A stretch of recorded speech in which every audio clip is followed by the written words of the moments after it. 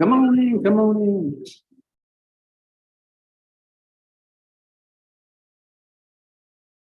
We've still got 2-3 minutes here. Give everybody a chance.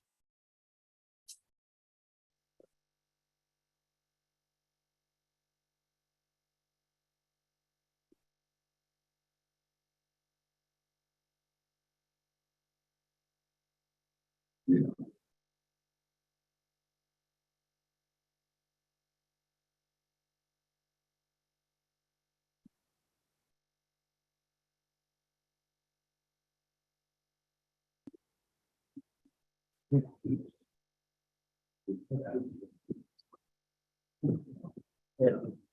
Never understood it. In 8 years, I've never understood. Every court, it never comes out the same. It's always different.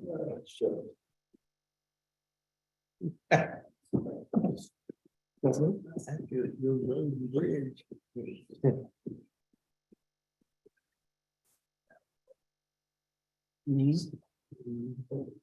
I feel like we should start ranging entertainment if we're going to be this early, because this awkward silence is weird. They give us whatever. Never Usually you don't have everybody together this early. I agree. Normally at the last minute, you're rushing to do something, or, you've got something. Normally on Commissioners Court Day, it never fails that I get here at 7:45 and at 8:15, somebody shows up with an emergency that needs my attention at that very moment, and you need to deal with it. And as long as I come in here, I seem to avoid those emergencies. So we'll see. We'll see. People don't want to walk with it, they want to start. I'll be honest, nobody, you notice when people it gets late after we start court, you'll see folks really hesitant to come through those doors. So if you guys see me making this motion, it's not at y'all, it's somebody outside trying to talk you on in.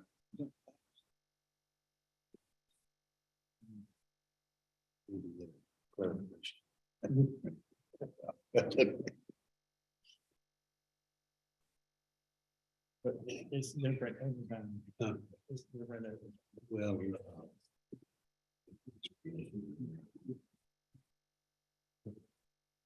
Almost there.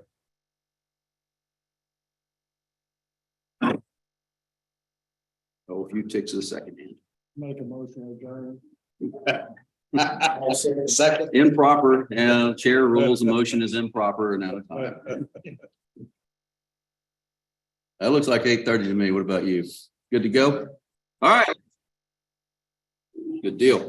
All right, ladies and gentlemen, at this time, this regular meeting of the Hill County Commissioners Court is called to order today, this Tuesday, May 9th, 2023. Let the record reflect it is 8:30 a.m. We are in the Hill County Courtroom in the Hill County Courthouse in Hillsborough, Texas. That is a mouthful. And a quorum of commissioners is present and established.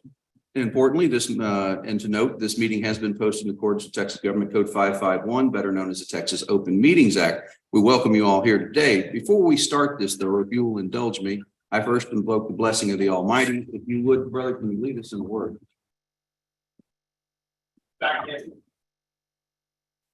Gracious Heavenly Father, we come before you today to seek your blessing on this meeting of the Hill County Commissioners Court. Lord, it sounds like a busy day here, and what a perfect time for us to take a breath and reflect on many blessings. Lord, it's a beautiful time of year. We stand in awe at your majesty, that everything's bright and blooming, and Lord, we just thank you that you are in complete control, you're sovereign. We thank you for your provision in all things. Father, I pray for this court today that a spirit of unity and fellowship prevail, that your wisdom, your divine wisdom, rest on our commissioners court. We thank you for our judge and our commissioner and every aspect of our county government as they work so hard to carry out the will of the people. Father, we pray for this nation. We lift it up to you for wisdom and discernment. Father, we need revival throughout our country. That the winds of evil do not overtake us. Father, we do pray for the mighty movement of the Holy Spirit. Father, we pray for our representative government, our leaders. We pray for our military, those who serve to protect and defend, for our EMS and emergency responder. Father, we thank you for all those who sacrifice so much for our freedoms and safety. Be with us today, Lord. We ask all this in the saving name of Jesus Christ, our Lord and Savior. Amen. Amen. Brother Kennedy, thank you so much. Before you're standing, you're following the pledge to the American and the Texas flag. I pledge allegiance to the flag of the United States of America and to the republic which stands one nation under God, indivisible, with liberty and justice for all.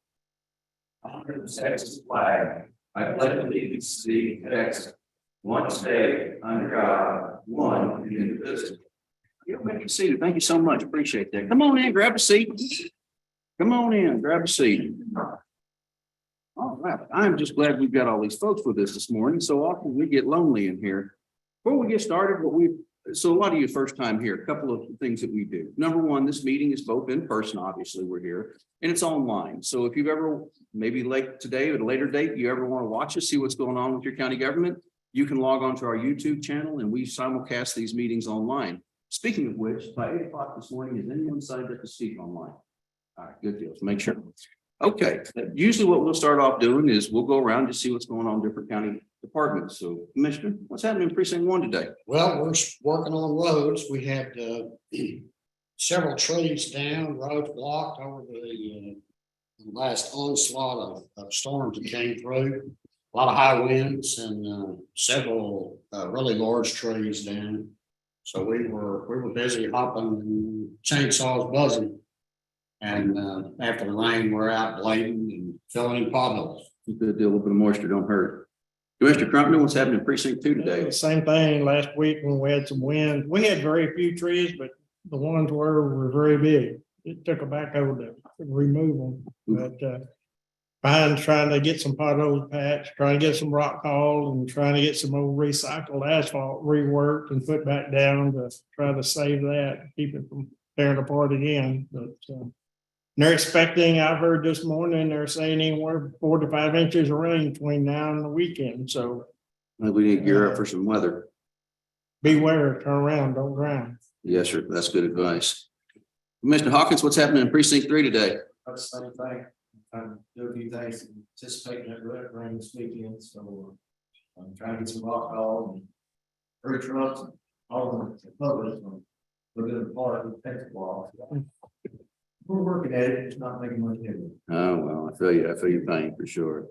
Commissioner Lake, what's going on in precinct 4 today? We're running a few roads and we had a bunch of trees that were leaning and weren't down, so we've got the brush cutters out. See, he's living right. This won't touch the ground. I gotta know what you guys are doing wrong. That we just sort of trim them back. Next time they fall, we'll be in the road. Maybe. Sheriff, what's going on in the sheriff's office today?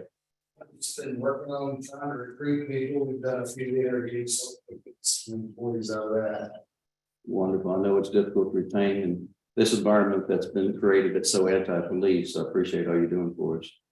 JP3, we don't get to see you every day. What's happening in JP3 today? Wonderful. Good deal. We had some conversations we can't talk about right now, but we'll bring you into it about future facilities down there. So good deal. Anything from the auditor's office today, Miss Kathy? We are for employees. It's been a chore, no doubt. Good deal. Mr. Cantrell, what's happening in IT? Well, finally, AT&T got some of those numbers for you that took care of adult probation, the ag extension building, and all the costs of veteran service office. They still have the outage that affects a couple of lines for adult probation, DPS office, driver's license office. You know, that's AT&T cable failure, and that's that's all. Other than that, placing some computers and getting placing. That's this is reasons. Good deal, good deal. Any of the elected or foreign official got anything they want to share with us today? Now, I'll ask them first. I'm coming to you. Don't get upset. Don't get number. What you got? I did not forget you. I looked right at you. Didn't want to forget anybody else. Well, I'll take the opportunity since there's so many folks here. There is quite a chance this week for more severe weather. If you're not on our alert system from getting bad weather alerts, go to hilloem.com, sign up for those alerts. And like this past week, I mean, there's nothing on the radar. One sweep and the next few minutes, you've got storms going up everywhere. So they've been unpredictable. They have been severe. So we just invite you to stay in touch so you know what's going on. So Other than that, we'll just let the court move forward. All right, good deal. Thank you. From this chair, come on in, water's fine. Grab a seat and join us. So from this chair, let's get a couple of project updates. Number one, walked through Covington Street yesterday, had a pretty good tour of it. Things are coming along very nicely. Phase one is getting to the point we're just about ready to move in. One holdup is Encore has to change the transformers on the pole. They've got the wrong transformers, and I'm not fully versed in what that means, but what it means at the moment, practically speaking, is that about half the plugs in the building don't work. They're wired in, but until they change these transformers. So that's going to happen tomorrow night. Tomorrow afternoon, about 4:30, 4:45, they're going to shut the power down in the building, going to change those transformers. And once they get that done, the electricians will be in Thursday to finish out the electrical work. And I expect really maybe as early as Friday of this week, but definitely by Monday of next week, the DPS will move their offices into the new offices, and then driver's license will start that transition as well. And those are the two main offices we're looking to get out so they can start the demolition and proceed with phase number two. Phase two is coming along well. They've already demoed the AgriLife portion of it. They're in there putting the HVAC in currently. I mean, I've told you some of the things we found in that building. They put a drop ceiling in it 30 years ago. They never took out the 8-foot bulbs, and those lights have just been burning up there in the attic for years. So we removed all that, demoed out all the old junk that shouldn't have been there in the first place. So they're making headway on cleaning it up. We're just really impressed with the structure of that building. You know, we had the engineers look at it. They told us it was one of the most sound of the buildings, but it's really holding temperature well. So we're happy about that. The other thing over there is the parking lot. I gave you guys some information last time that possibly they may do the rest of the front parking lot in one big chunk. Because of weather considerations, they're not going to do that. Think about it, they're dividing it into thirds. They've done 1/3, and today they're starting on the middle third. They've got a BOMAG or a concrete or asphalt grinder down there, and they're going to grind that, start fixing the grade on it, forming it up, hopefully next week for concrete. Well, that tells you that because I really don't want the tax office moving down there until we have enough parking for the public. We've got the parking around the side, but I really think that 2/3 of that parking lot at a minimum needs to be open, or we're going to have congestion when the public goes to try the tax office. They won't have room. So that project's still coming along quite well. We had a meeting with the engineers on AgriLife. We're still trying to figure out what their solution is going to be to the slab they designed in regards to if it needs to be stabilized, if it's going to move or whatever. And as soon as I have something on it, I'll let you know. Otherwise, we proceed to continue to clean out the Franklin Street that we sold. Every week, we're getting rid of more and more stuff. We're trying to get a bunch of the junk in the dumpsters without charging us a bunch of roll-off fees, because I don't know if you paid for a roll-off dumpster lately, but those aren't cheap. So otherwise, we're coming on budget time, guys. It's already May. It's just right around the corner for us, and we're doing our look over for this last year's expenditures to date. You know, in most places we're good. A couple of places I've got concerns. We'll talk about that, but start thinking about what next year is going to look like. We probably won't send out the request forms until mid-June, first week of June, second week of June, but just giving you the prep for that. Otherwise, rest of this week, after this meeting's over today, I've got to drive to Lubbock because they hate county judges and they send us there for education. So if you need me, I'll be out of pocket, but available by phone and by email. All right, with that being said, let's go ahead and move along in our agenda this morning, and let's go to open forum. This is the opportunity for anybody to speak to the court about an issue that is not on our agenda. So if you're here to talk about something that we're not got on this agenda this morning, it's your opportunity to address us. Remember, in open forum that we can't reply back except the correct factual inaccuracies. And as we respect you, please show respect to the court. So we're going to open the floor at this time for open forum. Is there anybody here to talk? Yes, Miss Mickey, what do you got this morning? Hello, Michaela Alvarado, Nice to Assistant see you. County Attorney and Hill County resident. I think it's the first time I've addressed y'all as an actual resident of this county. We're so I've been happy to here have about a you. year, but worked here for 8. This wasn't on the agenda, but I did want to take a moment to thank a Hill County Sheriff's employee who this is his last week with us. Justin Mothersbaugh has been with the Hill County Sheriff's Office. I don't even know how many years, but for the past 8 that I've been here, he has been a wonderful colleague. One of the most reliable, trustworthy people that I've had the honor of working with. I can't wait to see where he goes off. I hope his next chapter is super exciting. But I know the line of work he's in, that all the law enforcement are in it. It's often thankless. It's hard. You don't get the pats on the back, and there's a lot of work that goes on behind the scene that other people don't know. But I do, and I just wanted to give a special thanks and say it'll be really sad not seeing his face around the courthouse. But thank you so much, Justin, for the past 8 years. You've definitely made my job and David's and all of ours a lot easier. So thank you.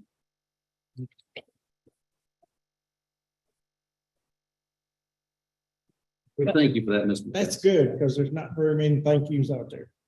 I had a former sheriff many years ago tell me, Justin, you'll need one manila folder for all the thank you letters you'll get. 17 years in, I have not filled up that folder yet, so he wasn't. So, if the complaint folder takes up 2 file cabinets. All right, anybody else for open forum this morning? Yes. Does anybody talk about this here?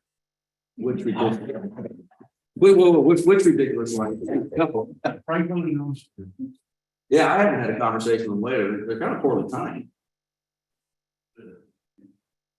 I didn't know if they contacted you about it or. No, I haven't got any complaints about the lights. The road in this corner is coming apart again. I'm getting calls about that and I'm contacting TxDOT, but I haven't made the threat again to go out there in a 3-piece suit and tamper to put potholes in front of the newspaper. So they're not going to. We'll do things. Yes, ma'am. Go ahead. What do you got? If you please identify yourself for the court too. You're good there. That commissioner may bite. Greetings from Rio County. My brother-in-law and I are here to observe what you're going to be doing with tax abatements because we're sort of involved in that in Rio County. My name is Patty Bonham Dolan, and this is Mayor Votes. And we do have some concerns about solar companies, particularly Grand Solar. And I know it's coming to our county because we've seen things going on the properties, such as surveying, soil tests, and I've even received an offer for shared mineral rights and things like that. So we know it's coming to our land, which happens to be land that's been in the family for generations. And so I'm sure that all of you have done your homework. And you must know that Grand Solar, like a lot of other companies, deals with investors who live outside of our country. The one that we're dealing with is an investor from Spain. And I'm sure you've done your homework. Hopefully, you know the reason why Grand Solar and other companies pay an exorbitant amount of money, like $1,000 a year. And yet they come to you and ask you for a tax abatement. Well, that's it. And I'm sure you've done your homework and you know that the land will most likely be clear cut and herbicides will be sprayed and it will defoliate all of the native grasses and that they will promise to control all of the runoff from that as well as aging solar plants. And I'm sure you're aware of neighboring counties where other residents and are rising up in protests against that. Hamilton is one of them that I've been with. And they are very unhappy with their boards, their treatment with that. And even though you may have done your homework and you know a lot about solar development, I'm just asking you to please consider 2 or 3 things when you make your decision. Precious ranch and farmland will be taken out of production and will no longer feed your grandchildren. And construction and operation of solar farms will pit neighbors against neighbors. And development of solar farms will pit family members against family members. And that is true, in my opinion. And I just hope that whatever you want to do, that you'll be prepared to give your constituents answers. Thank you for hearing me. Thank you for your comments. Is there anybody else that has anything that's not related to one of the 3 solar projects we're going to hear about today, or one of the 2 public hearings on transportation issues? If not, going once, going twice, we're going to move into the agenda and we'll get down to those public hearings in a second. So moving into our agenda at this time, we have the consent agenda. We have action on minutes, action on invoices, action on payroll, monthly report for revenue disbursement, and observe and record elected officials' training certificates. Gentlemen, you would have received emails from the treasurer's office regarding the invoices. After review, I see nothing of great concern in there. Same with the revenue and disbursement that you'll find. And then, of course, paying the employees is always a popular decision to make around here. So that being said, I'll either entertain a motion to approve the consent agenda, or we can take it apart one item at a time and discuss it. Approve the consent agenda. So I have a motion and a second to approve the consent agenda. Is there any further discussion on it? Hearing none, I'm going to call the question. All in favor, say aye. Aye. All opposed? Any abstentions? Motion shall carry. I'm going to go ahead and start signing these orders and passing these around because it's pretty copious in my paperwork today. Get those in there. Thank you, ma'am.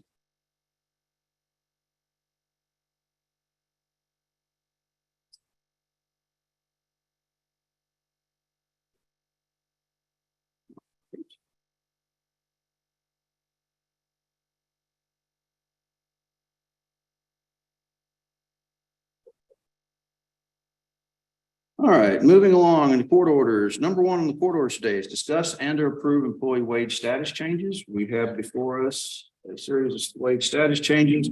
There's one that I want to pull off of here that we'll discuss at a later date because I have some things that I want to bring up regarding that. Otherwise, the employee wage status changes today. We've had some people that are moving along in their careers. Ms. Harrison in the auditor's office has moved on to greener pastures. We wish her the best of luck. Miss Sabrina Harris in the sheriff's office is moved along. Mr. Kenneth Robertson, our part-time maintenance man, is no longer with us and he has moved along. So we have new hires and we have Miss Ashley Shirley in sheriff's office dispatch. Welcome aboard. Mr. Ronnie Apelgaza III, or as I know him, Trey, has joined us, young man out of Aquila. Mr. Ty Hardy, new deputy. That's wonderful. Mrs. Caitlin, I'm going to murder the last name, and I apologize. Panuco, I think. And she's, oh, you give me the, yes, okay. So she's in the tax office. And we have Mr. Timothy Whitworth, who is a new hire in precinct. Wonderful. And we have Ms. Hannah K. Kennedy over at CSCD has jumped aboard. And that is all the new hires and terminations. And there is a single wage status change to take action on today. And that is a Mr. Jesse Chilton. And he's going to move down to a less supervising role. So good for him.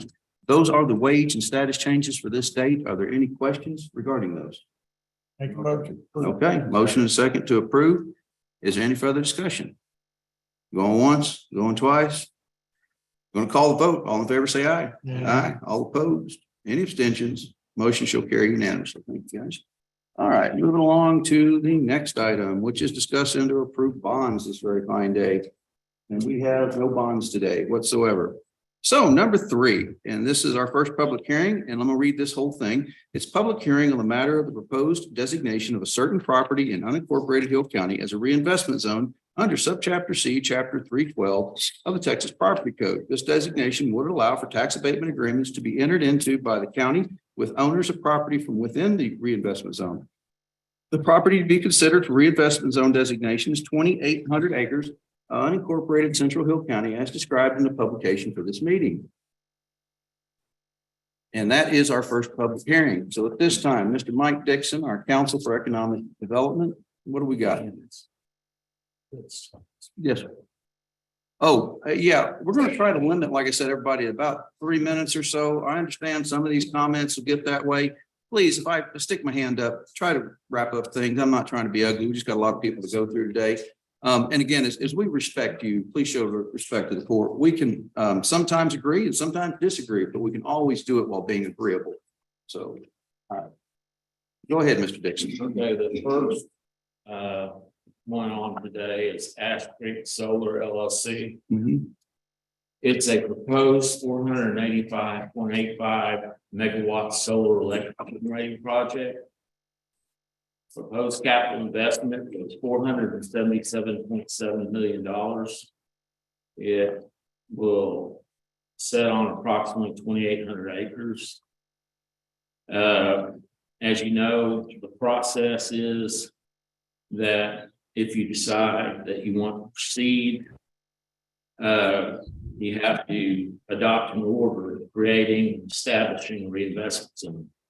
This would be reinvestment zone number 8. And then you also have a tax abatement agreement. Now, it's not time to sign that yet, but what the law says is you have to have a proposed form of one. That you approve the proposed form, but you know that you're gonna make changes to it before the final. It's significantly finalized, but there's a 30-day notice after this for the final tax abatement agreement. And usually there's certain things that are cleaned up and stuff on there. But so this is again, 485.85 megawatt solar electric generating project with capital investment of 477.7 million. Okay, at this time, we're going to open the floor to anybody that's here to speak in a public hearing regarding the Ash Creek LLC proposed solar reinvestment zone. If you'll come up here, please identify yourself for record. The reason I'm asking you to come up is we can catch you out of the corner of that camera and better hear for the people that are watching this at home what's going on. So Morning, Commissioners. we're going to limit you to 3 minutes like everybody else. So we're quick. Okay. Judges, Commissioners, thanks for having me once again. Really proud of this project and excited to bring it to you here. I've got Chris with Primergy. He's a developer behind the Ash Creek Solar Project. And as you guys know, I'm with Katie Andrews. I'm a consultant. I'm not going to spend too much time going over the facts specific to this project, and I'll let Chris touch on it, but I just wanted to talk about renewable energy in Hill County as a whole. As you guys know, I've approached the Commissioner's Court several times over the past couple of years representing different projects. And I wanted to give kind of a status update on where those projects are. 2023 appraisal notices just came out. Sun Valley Solar is on the tax rolls for $250 million. BP Files Solar is on the tax rolls for $150 million, and Hubbard Wind is on the tax rolls for $140 million. That's more than $500 million created by 3 projects. This project right here would double that number to over $1 billion. Over that same time frame, Hill County has reduced the tax rate due to you guys' work from 46 cents down to 38.9 cents, 15% decrease over that time frame. So these projects are directly responsible, coupled with other things in the county, with getting taxes off rooftops and reducing property taxes. And I understand Hill County is not the whole tax burden, it's a portion of it. School districts and other jurisdictions make up a significant portion as well. We're very excited to bring another project that can hopefully continue this trend of providing tax dollars and moving that to industrial uses and not rooftops. Within this proposal, we follow the guidelines and criteria. In the first year alone, the taxes for the county, even with the abatement, would be $1 million. That is a 6% increase, I believe, over the current county's tax collections of $16 to $17 million per year. Does anyone have any questions for me as it relates to the property taxes on this project? Commissioners, questions regarding property taxes? Then The only question I had is about the roads, and then gotcha. that's to be addressed in the. Looks like it crosses your roads at 2, 3, 4 times. Mhm. Well, we have a road provision in the proposed agreement, but we understand that we're probably going to have to update it and make it more clear, make it clearer what is required. Right now, we require photos and everything before, and then we go to the review photos and review after. And any changes or changes during that are triggered have to be paid for, whether we do work or the county does work, or the county requires them to have a contractor. Well, I can't speak for Scotty, but I know my precinct doesn't have the manpower to do their job. And if they're going to come in and they're going to use the roads, in my opinion, they should be required to upgrade the roads to whatever they need for their construction. That's going to do a lot of damage to the ingress and egress on our county roads. And I think the road use agreement that we put together should have some significant teeth in it enough to force that issue. If they don't do it, we need to have access to the funds to do And the only way that, just for the people in the room that have some heartburn about this, the only way the county can have any control over what happens is through a tax. And with the roads, and if we don't have that, we don't have it, we don't have anything we can really hold over their heads. Well, we can require a bond. Make it work, right, Require a bond or escrow or something. something. We can talk about that. That road use agreement, my biggest concern here is making sure that, no offense to anybody in that business or anybody else, but I don't think that we had a full understanding of how bad things could be until we saw the first project. And it's just the nature of our roads weren't designed for 200+ cars a day going to site back and forth for 12 months. So that's my main concern is getting that road use agreement, because the hundreds of thousands of dollars in damage to the roads is, we just can't recover from that.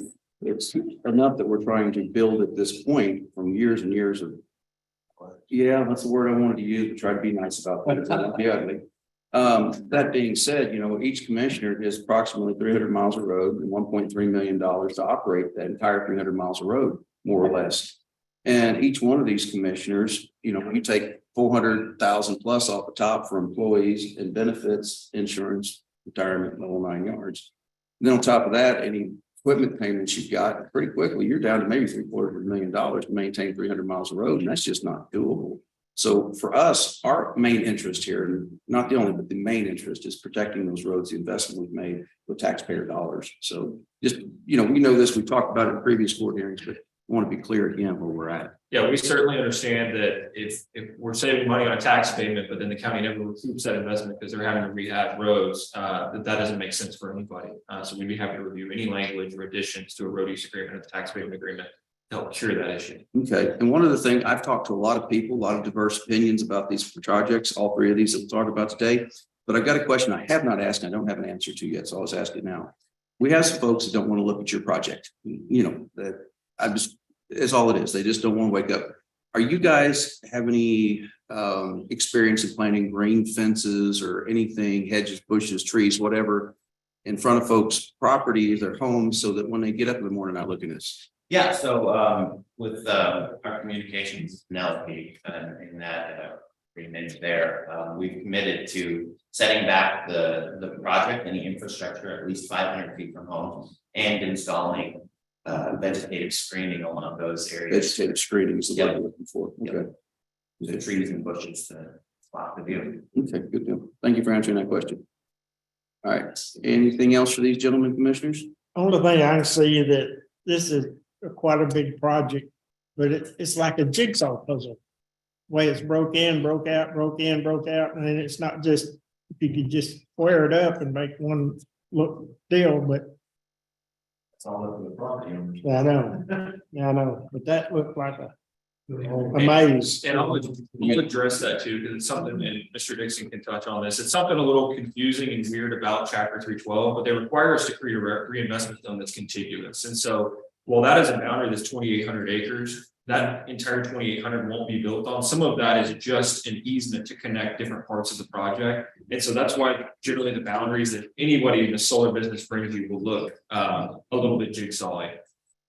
Yeah, all of them look like a congressional district, if you ask me. But, yeah. Okay, good deal. Commissioners, anything further for these individuals? All right, well, thank you. Grab a seat, fellas. We're going to let the public speak. Thank you, Jim. If we could, one at a time, if you would please come up, identify yourself for the record, because we do record all this and the people at home will know who's talking. Your Honor, well, I've got some handouts here. I would like to, if possible, make a correction. Go for it. To the correspondence I gave to the court this weekend. Yes, Mr. Norris. You'll remember And that. for the record, this is Mr. Jeff Norris. I'll introduce him. Yes, sir. In my correspondence to the court, I mentioned Ordinance number. that's part of my discussion. Yeah, that's the city of Penelope. It's not really proven to what we're relevant to what we're doing, but he's. Oh, So yeah, in my no, I've seen it. correspondence this weekend, Your Honor, I mentioned Senate Bill 624 Mhm. and talked about still sitting in the Senate. I was wrong and I should have clarified that. It's actually moved from the Senate and it is with the House. So it's past the Senate. We've gone from there. So I just want to be fully transparent and accurate. and trying to maintain your time, sir. No, I understand. Appreciate that. Good morning. Again, my name is Jeff Norris. My family still lives on what's left of our family farm near Penelope. And I ask you to vote against the reinvestment zone. This is a bad deal. Chapter 313 and these associated tax breaks were meant to bring companies to Texas, which otherwise would not come here, and to create jobs. This deal does neither. Many say solar companies are coming to Texas anyway. So if so, by its very nature, it's irrelevant, and these tax breaks should not attach. It's not necessary to incentivize their development, nor will it create significant jobs. The construction jobs cited will be out-of-town work crews, and those paychecks are going back to where the crews live. The development only creates 2 permanent jobs. So Ash Creek Solar receives a 90% tax break and will only pay a bill in their first year of $192,000 versus a full tax bill of 1.2 or 1.9 million in their first year. And this is in their own Chapter 313 application of the comptroller's office. No other businesses in Hill County get this deal, and many of them generate a heck of a lot more than 2 jobs. This does not protect taxpayers, it shorts them. Penelope School District says Ash Creek generates funds, but this is greatly exaggerated. Ash Creek will generate a one-time payment of less than $2 million, and this is from their own attorneys. It was stated during the meetings in Penelope, and it will not go far in this inflationary environment. Annual payments have already been earmarked for things such as a $35,000 pay raise to the superintendent. The city of Penelope passed an ordinance, which you have in front of you, prohibiting solar developments in city limits, which explicitly says solar-related equipment can be dangerous and constitute a hazard to health, life, and property. So it's okay for Penelope to ban solar projects, but the school board then subsidizes these panels right outside our home and right outside our farms, outside the city limits. Additionally, this doesn't even meet the county guidelines under Hill County tax abatement guides. In section 6.7, the terms percentages should primarily be a function of the level of improvement additions and job creation retention. So we already discussed the disparity of the 2 jobs at $53,000 each in exchange for $10 million in tax breaks. I promise I'm getting. I understand. I've read it. Go ahead. We'll give you another second to take. We don't benefit locally. We don't get a watt of electricity here. This deal is unnecessary with 2 new bills pending in legislature. Hill County does not need to enter such a lopsided deal. SB 624 and HB 3707 provide regulations which control these developments in the future. This entire process was pushed through under a veil of secrecy. Penelope ISD stalled in releasing their survey results, which show 72% of respondents opposed the tax break, and also ignored a petition with 200 signatures of residents and tax-paying landowners. We have accounts of Penelope ISD staff telling residents during the tax break was a done deal before the first meeting. Does that mean the board already made up their mind before accepting public input? In closing, the Penelope ISD rushed through a bad deal. Voting against this, contrary to popular belief, does not infringe upon landowners' rights. It actually balances all landowners' rights, including those who choose not to participate in these developments. And to support the lady from Coryell County, this is tearing the community apart, make no bones about it. And we've already seen one change. The night of the second vote, Ash Creek made a verbal promise in front of the Penelope ISD saying that they would have a 1,000-foot standoff from residences. Today, it's 500 feet. So what is it? How do we trust them? This is not fair to the rest of us. Please do the right thing by the majority of these residents of the county and vote against this investment zone. Thank you. Thank you for your comments, Mr. Norris. Next. We don't bite. Well, he does, but the rest of us don't bite. I promise. If you could just please identify yourself. My name is Willie Bruton. I'm a resident of Penelope for the last 19 years. Thank you for giving me the opportunity to speak this morning. The proposed installation of the Ash Creek Solar Facility raises concerns about the destruction of the farmland, toxic vapors and vapor fire, and contamination of the water supply. These are very serious health hazards that as Mr. Norris stated, that the city said, no, not within the city limits, but it's okay outside the city. The proceedings leading up to the approval by the Penelope ISD School Board have been shrouded in deception and mistrust and misleading. The school board would not even address their own survey that they recommended be conducted to ascertain the wishes and desires of the community. Board members did not like the results, so they ignored it. After the community town hall meeting that was held in September, one of the board members posted on Facebook, "Get all of the facts." If she knew something about the project, that information was not shared with the community. They also completely ignored the petition signed by the over 200 residents and landowners, and not even acknowledging receipt of the document at the meeting. I firmly agree that the landowners have the right to do what they believe is the best usage of their land. I do not believe that a massive tax break should be afforded to these companies that want to invest in the area. The PS, the Penelope School District Superintendent told me personally that the district did not receive any funds from the Hubbard Wind Company because there was no tax abatement. However, he did not mention that the company was liable for and paid the Penelope School District $172,886.75 in property taxes in the 2022 tax year. Bottom line, if Ash Creek wants to build it, let them pay full taxes. I strongly urge you to vote no. One final observation on my part.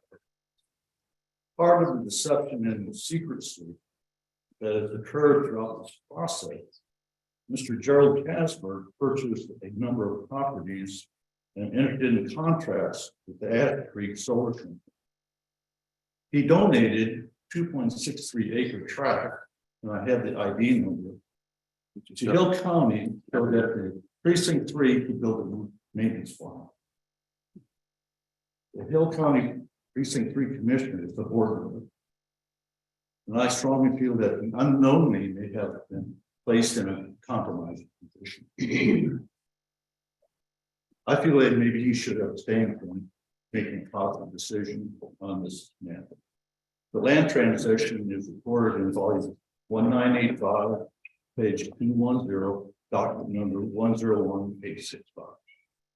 Thank you for your comments. Next party. Come on, there's got to be more than just two people who want to talk to us. Y'all took time to come here today. Anybody else? Yes, sir. Come on in. Come on. If you please identify yourself for the record, limit your comments to about 3 minutes in duration. Sure, Judge. Thank you. My name is Johnny Hunsleycheck. Grew up in Penelope, retired now. Moved back to the home place that I grew up on. My grandfather and dad were all farmers, uncles, so forth. Anyway, at least my farmland, I too was approached by Ash Creek Solar several times. I declined each time. Declined first. They wanted to put solar panels on my house. I said, no, I'm going to keep it rural till we got prime farmland, prime cotton land. Then I was approached later on several times for an easement. And one of the commissioners was talking about why it's such zigzag, because there's a hell of a lot of us don't want the dang things around us. And I'm going to be immediately affected right next on the north side. On the south side, we were going to have them, but we had 3 of our neighbors all got together and stopped the easement. So, but I mean, I'm literally just a few hundred feet away if this goes through. Anyway, like I said, everyone that, and by the way, the same people that's here today, not the people that approached me. Okay, that's for one thing. I only saw these guys at a couple of meetings. When the people that came to my house came from California, and the guy that they hired, he lives in East Texas. But when you try to get information about what neighbors were doing what, you didn't hear anything about it. It was all held in secret. So I didn't like what was happening, I heard, so I started a petition. I went around I got a tax roll for all the ISD residents, started going through all the rural areas, spent a lot of time with the rural, especially on the south side where they've got those windmills over there. Those people are up in arms about the lights, the hum. So anyway, we got the 200 signatures. We presented to the ISD members. The first meeting, PISD tabled the vote because we had such an outcry with people. And one more thing was, they only post on their org like 72 hours in advance. They don't put it in the paper. I had to go physically to the principal and ask him, well, we only posted on the org, but I said, you talk to the people, the residents in the district, they have no idea what's going on. So instead of, putting it out in the paper and getting it, I think it's unfair to most residents what's going on because they're unaware. So anyway, and like I said, we posted the survey on the excuse me. Bless you. And like I said, there was a handful of us in Penelope that we had actually a town hall at the church hall in Penelope. Not one dang time did the school board have a presentation. Thing surprises me every time it goes off. If you go ahead, Johnny, wrap it up slow, please. It's just really annoying trying to concentrate with that. Yeah, we're trying to keep it to 3 minutes, so that's the timer. Let everybody know we're not playing unfair here, that everybody gets to hear. Go ahead and wrap your comments up, Mr. Thompson. Okay, like I said, I'm just totally against it. A couple things I wanted to say. 5 things concerning the public safety concerns. We have all local volunteer fire departments. Do they have the necessary training to deal with these fires? With an industrial, I don't call them solar farms, they're an industrial facility. Do they have do they have the training? Do they have the hazards clearly marked? Is there any fire control devices in place? And what about evacuation procedures? Because these things catch on fire, they're not going to put them in. So, and Judge, I have sent you several emails. I have seen instruction, and I will vouch that you have sent me several emails. I've got them. And like I said, there's a lot of instruction with the environment, what they cause. And another concern I have terrace land and adjoining property. If they put these things in, there's no way they're going to keep these terraces up. And I've already got 1,000 acres of water going through my place. It's going to get more soil erosion. And like I said, the water concern and so forth. So. All right. Thank you, Johnny. I appreciate that. Mr. Hanselcheck. Go ahead. Next. Mr. Blaha, how are you this morning? I'm doing well, thank you. How about you? Doing quite well, thank you. And I think you're probably have received an email from me. I have, and I can't confirm such much. Okay, and just a reminder as I think we've heard of some infrastructure in the Abbott area, my area. If that is what I think it could be, a lithium battery plant. I'll have 2 lithium battery plants within either side of it. Okay. Very dangerous. Anyhow, the renewable energy project, they can be stopped by a decline in tax limitations. And renewable energy should pay their fair share of taxes in the area. Oil and gas wells, I don't believe they get their get abatements, so why should renewable energy? Solar projects have been stopped in Bill County, Crawford, community south of us, Elgin, Texas, Bandera, Comanche County, Erath County, and Abbott in last December by declining tax abatements or limitations. There's been some supply chain problems with these panels. As we know, most of them are manufactured in China, and there's been an embargo on those things because they're made with slave labor. And there's been some problems with completing the project. There's one down south that they cannot complete the project. It's just in limbo right now. But just the steel sticking out of the ground there in the Bell County area. There's legislation in Washington to stop the importation of Chinese panels this time. It was in the news recently. bipartisan support, by the way. Texas Constitution gives through Article 5, Section 18B, gives the commissioners, you guys have the ability to regulate these things and as far as the roads, placement and things like that. And so that's a tool you have to regulate these projects. We need to wait for the Texas legislature to vote on legislation pertaining to renewable energy. And there's a House Bill 5 and also in addition to House Bill 624 and 3505, I believe. Excuse me, 3707. So those are two three bills that are being considered for legislation right now. And I think it would be prudent that we at least, if we don't do anything here today regarding Ash Creek, vote on whether Ash Creek or should be allowed, or they given their limitations, or establish a reinvestment zone.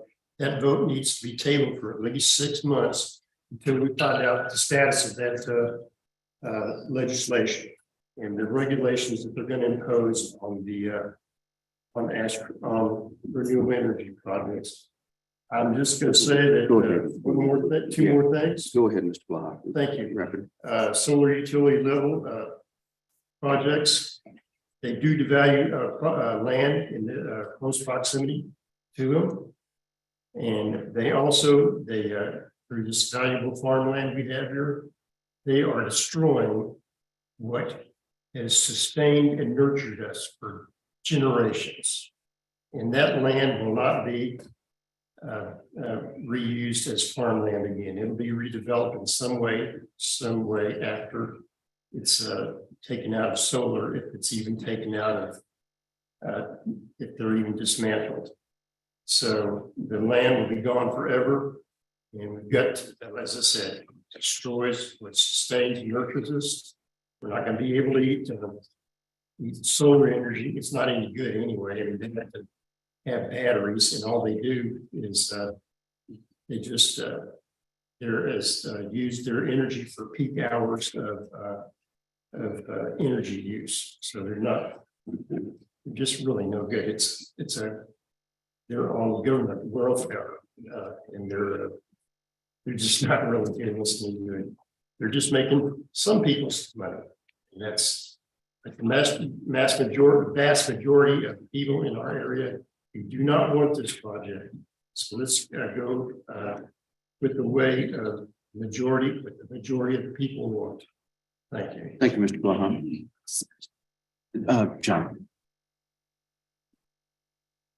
Anybody else want to speak on Ash Creek Solar this morning?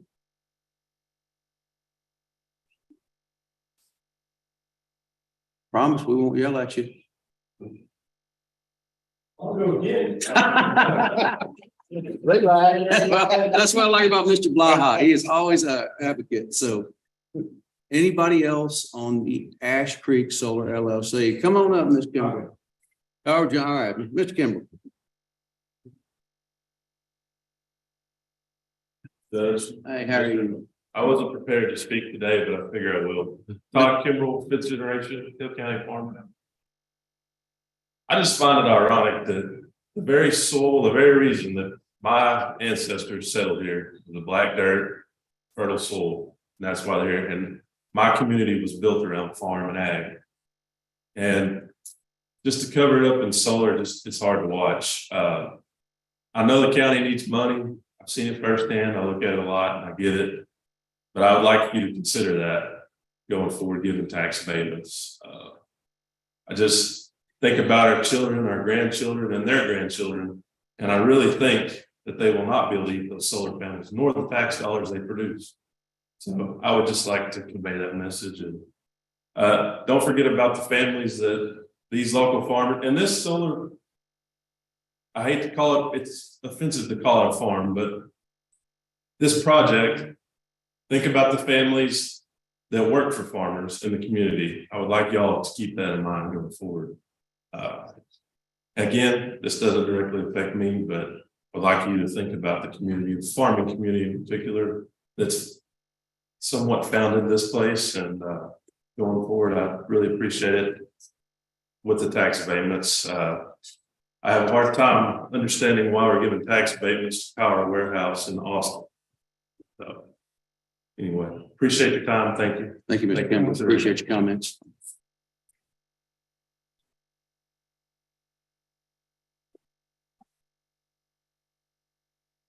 I'll give it a second. Sometimes I know it takes a few minutes. I've always been against giving any kind of abatement to wind or solar. Mhm. But if you think that's the best way that we can kind of control what they do in our roads and, you know, what we've got, improve what we have.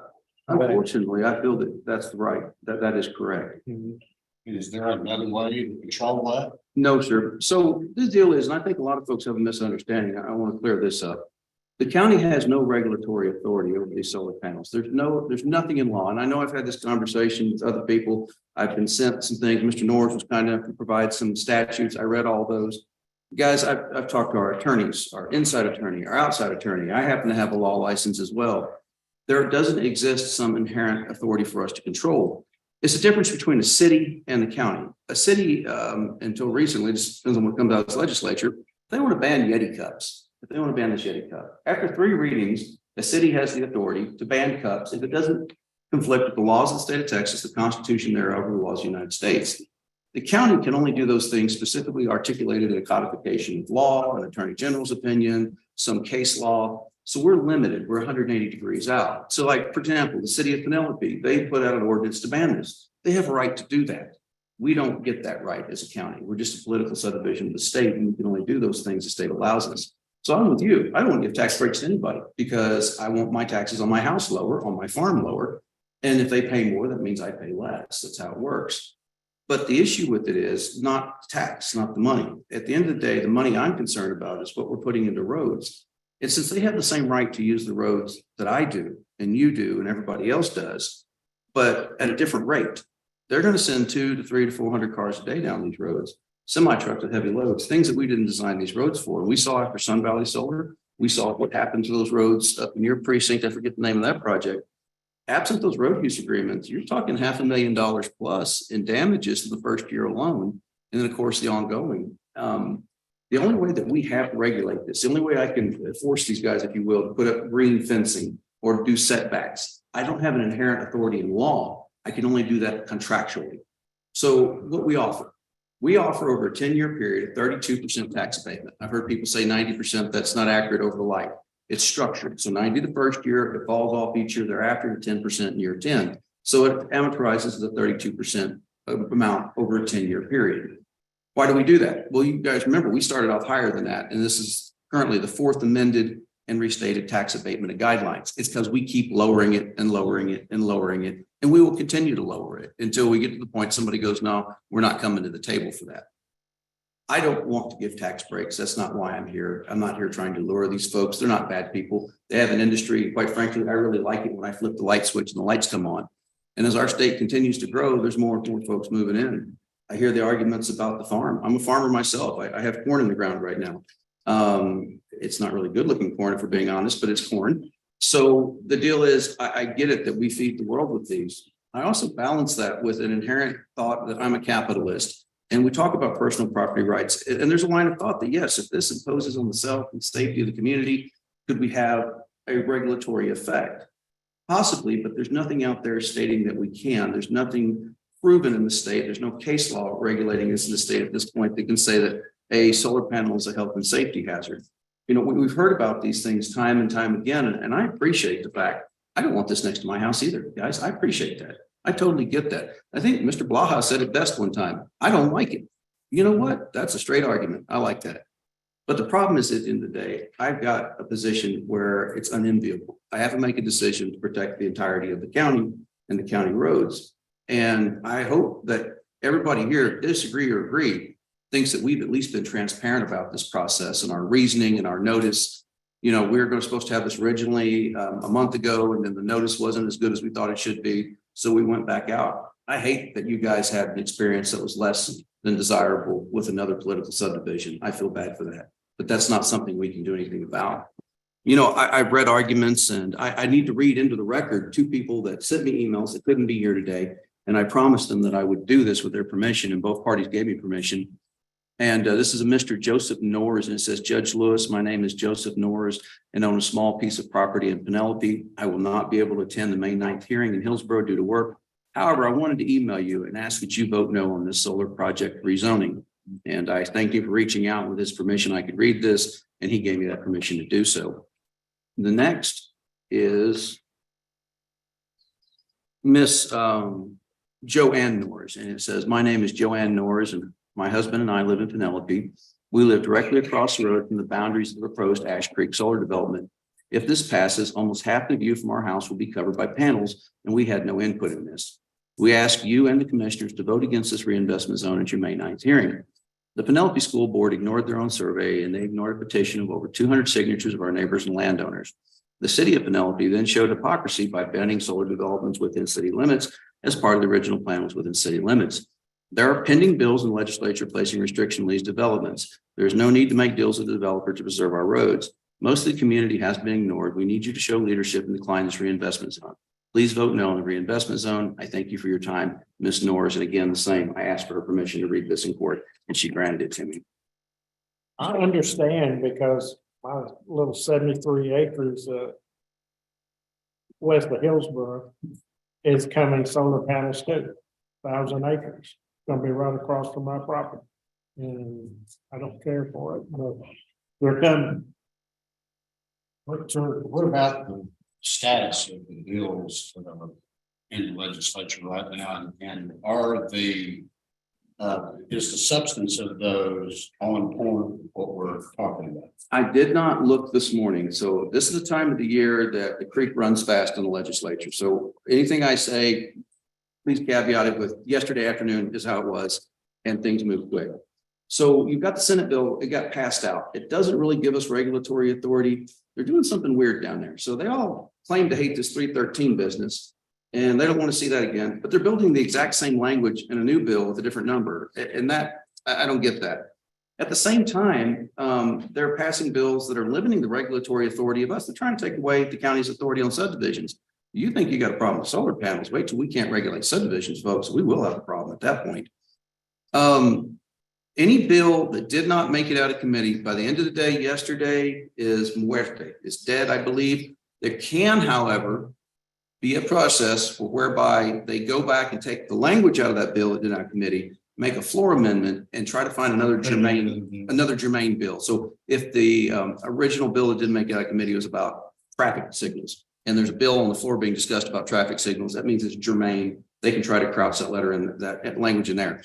So I don't know exactly as of this moment where those bills are, just because things move so quickly at this point in the year. But Ms. Norris, do you know, Mr. Norris? And for the record, Judge Norris, again, Your Honor, I've had some conversations with Texas Public Policy Foundation and a few others. So SB 624 has some regulations on the developments themselves. Myself and others, we've asked Senator Birdwell, although that's a moot point now since we go to the House, we have to talk to Andy LaFord, Representative, sorry, about putting an amendment in there, but I have brought it up to many of them about a specific road use rider amendment in a particular bill. I'm not aware of that happening yet. And Your Honor, about HB 5, you are correct. It is a revival of Chapter 313. However, again, from Texas Public Policy Foundation, they have said that this excludes wind and solar. Now, I've read the bill several times. I have not been able to find it, but they said that there's specific verbiage in there that would categorically deny 313 to future wind and solar developments. So there's a reason that happened. You know, that's probably why this was rushed through to be shot clock at the end of 2022. But yes, it's there. I don't see the language. Same thing. Look at HB 5. Don't see anything prohibiting that. I know what the Lieutenant Governor has said, that he's not going to do anything with that language. I don't know if that's a negotiating tactic or if that's a true statement. You can't tell with these guys some days, but there's a lot of unknowns in this. But is it going to get passed at all? Is it not? We have before us a project that we need to deal with today, not 6 months down the road, unfortunately. So those are the questions before us. There's a lot of stuff out here that we don't like as a whole, as a community, we don't like. I'm gonna tell you, there's more stuff out here that we're gonna see that we don't like either. These subdivisions, man. You think that a solar farm will take production out, forget that. Wait till they put a concrete slab on top of the house. That never goes away. Your Honor, may I ask one question, please? Please, Your Honor, you brought up Jeff Norris getting. you don't have to keep doing that, Mr. North. Thank you, though. You mentioned 32%, and I'm not sure where that comes from, because in the packet that I provided you, y'all, hard copy, you serve on digits. That came from our town hall presentation back in September prior to the first vote at Penelope, which ostensibly got taken for environmental concerns, but we never saw that anyway. But within that, every bit of data off those spreadsheets came from their own spreadsheets that they provided to the Texas Comptroller Office. Oh, okay, you two different, okay, I understand the disconnect here. So bifurcated. What you're talking about is this document. This is an 80-page document. This is the 313 agreement under application 1843 between Penelope ISD and Ash Creek Solar LLC. That is wholly and completely separate from this. There's no correlation. If we don't take action today, that doesn't affect this document. Once the school district got this approved by the comptroller, and I talked with Mr. John Variel, the comptroller's office yesterday to confirm this document's set in stone. They've got their tax abatement from the school district. If we were to drop off face of the earth this very moment, never take action, it's not going to affect them. They've got that. So they may have done that, and I can't represent how much they gave. I wasn't part of those conversations. I can only represent what the county's going to do. If you go on our website, we have our fourth abatement and tax and restated. Okay, good.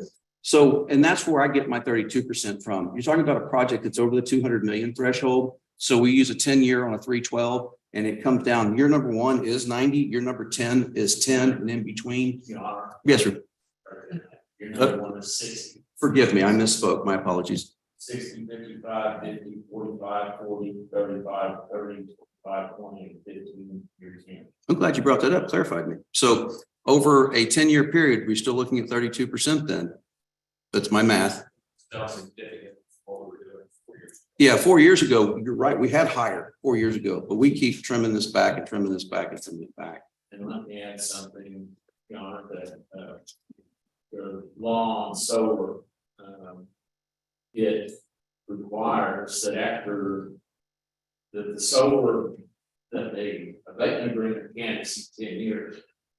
But after that 10 years, solar, different from anything else, they have to continue to pay taxes on at least 20% of the original value. Now, on energy type things, the value can change significantly in years. But if it goes another 20 years after that, they still have to pay taxes, no matter if their actual valuations been amortized down to 10%. They have to pay taxes on 20%, and 20% at $477 million is still a pretty good deal.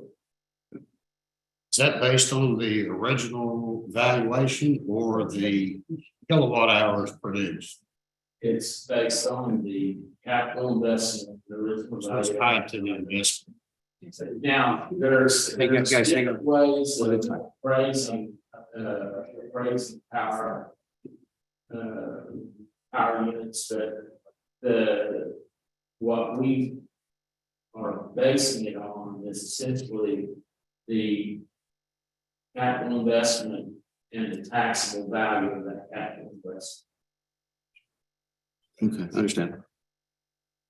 Anybody else to speak on the Ash Creek Solar LLC public hearing? Whether we agree or disagree at the end of the day, gentlemen, we have to listen to each other. We have to give notice and opportunity for all parties to speak. So even if you don't agree with what you're hearing up here, this is your opportunity to address us and let us know.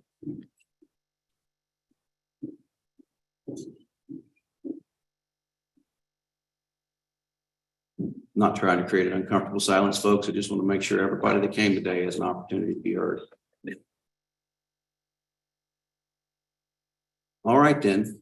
If there's no other conversation or comments, hold on. Oh, it's Ms. Cook. April, you're not coming to talk about Ash Creek, are you? Okay, all right, we're good. So, all right. In which case, then, we've held a public hearing on this matter, as stated. And at this time, we're going to move along to item number 4, which is discussion, consideration, and action on the designation of a county reinvestment zone made the subject of public hearing as county reinvestment zone number 8. And so that county reinvestment zone would be what was published in the paper, those properties, and then the maps that you guys have seen along with that notice, the congressional district you showed me a second ago. So that is the action item before us. Thoughts? Make a motion. So there's a motion to accept or create a county reinvestment zone. Is there a second to that motion? Going once? Going twice? We're not going to get a second, huh? Fair enough. All right. So we're not gonna get a road agreement. If we don't do this, that's a possibility, correct? It's gonna be expensive because I know in my precinct, it was only 160 megawatts. This is 3 times that size. There were over 5,000 diesel trucks that ran up and down the road, all the stuff here. They had over 350 people working on the site. So you're talking about 350 cars going back and forth each day. And it absolutely ate the road into nothing. So if we have no video, and you're talking about a mile or 2 or 3 of the roads, you're only looking at $200,000 to dig up to make a difference. I personally don't have to come up with that money because I don't have that much money in my budget. Like I say, so if this one's 3 times the size, that's 1,500 trucks to run up and down it. Or diesel trucks in the summer, beat that thing to be. Well, if it's experts on runs, it's I probably wouldn't take that many to construct it. And it wouldn't be a 1-for-1 on sides of it, I wouldn't. Well, yeah, because mine had 550,000 solar panels. This one, I believe, is 2 million solar panels. It'd be over 1 million. Over 1 million, okay. They had 77,000 of the avenues that they hauled in there. This will be close to 3 times 200,000 avenues. You're talking about this amount of weight, not counting the spools of wire. I have no So idea. where do you go if you have supply chain interruptions? Like we were talking about a minute ago, we heard that one of the projects stalled out because of they couldn't get the solar panels. So you get the I-beams in, you get them constructed, you have the damage to the roads, and they can't get the solar panels. The one story right in my precinct, they have all their stuff ordered. It's on the way. The solar panels are coming from Vietnam. We've got the I-beams are coming from somewhere, Kansas or Illinois or something. It's a tremendous amount of weight. It's a tremendous amount of everything. You know, you start taking those spools, we're talking about those monster spools, and they have tons of those. And, if you don't approve it, you're gonna have a messed up road that's gonna cost you a fortune. So we have no control over that? No, sir. None. This side of the law, we don't have to go through spring on. And I'll let them. Did they fix it? Which one is that? 33 of them now. No, I'm sorry. Which project? Which project? Oh, good one. Thank you. Just out and around on the duty pit farm. Got a road use agreement on duty pits. Not that. Yeah, road agreements. I thought we didn't. Okay, I hadn't researched that, so I can't answer authoritatively, but I recall doing a road use agreement on that. So, and again, that's my understanding of it. We're going to improve the road use agreement to. There's a monitoring beforehand and monitoring after. Correct. And that, but we're going to include the county more in both the pre-monitoring process and during the whole project, and then the post-monitoring. So that we had a low use agreement, 33 away, 32 away, excuse me. That was their designated route off 2114. 2114 showed Next up, and destroy it, and read it, they're not highway now. Well, during that time, they're building their farm out there. All the contractors are coming off of FM 1242, down 3110. So they maintain 3208. 3110, we ain't maintained. It's terrible. It is terrible. Yep. So what good is the road use agreement if they're not going to use the roads that they're designated? The solar farm, so did, but the independent contractors that are hired. They're gonna get it over whatever they want to. Well, you have control over Well, them because Talk to the about it, I would get with them about, figure out how much you spend on it. well, this is the first I'm hearing of this, and I appreciate you making me aware of it, but no, there is enforcement actions because of that road use agreement we have in 3110. We can go back and there's agency there because they're the party with the group. They hired this subcontractor. It's just like if I hired a subcontractor to do something else and they screwed it up, I'm still responsible as the main contractor. Right. So we have agency with their privity of contract, if you will, with Sun Valley Solar. So any of those roads they screwed up under that agreement, even if that road's not specifically articulated in that agreement, we have an authority to go back and get you that money. So I'm glad you mentioned it to us, but yes, we can do that. Because you need to be, you need to get that, Yes. or they need to fix it.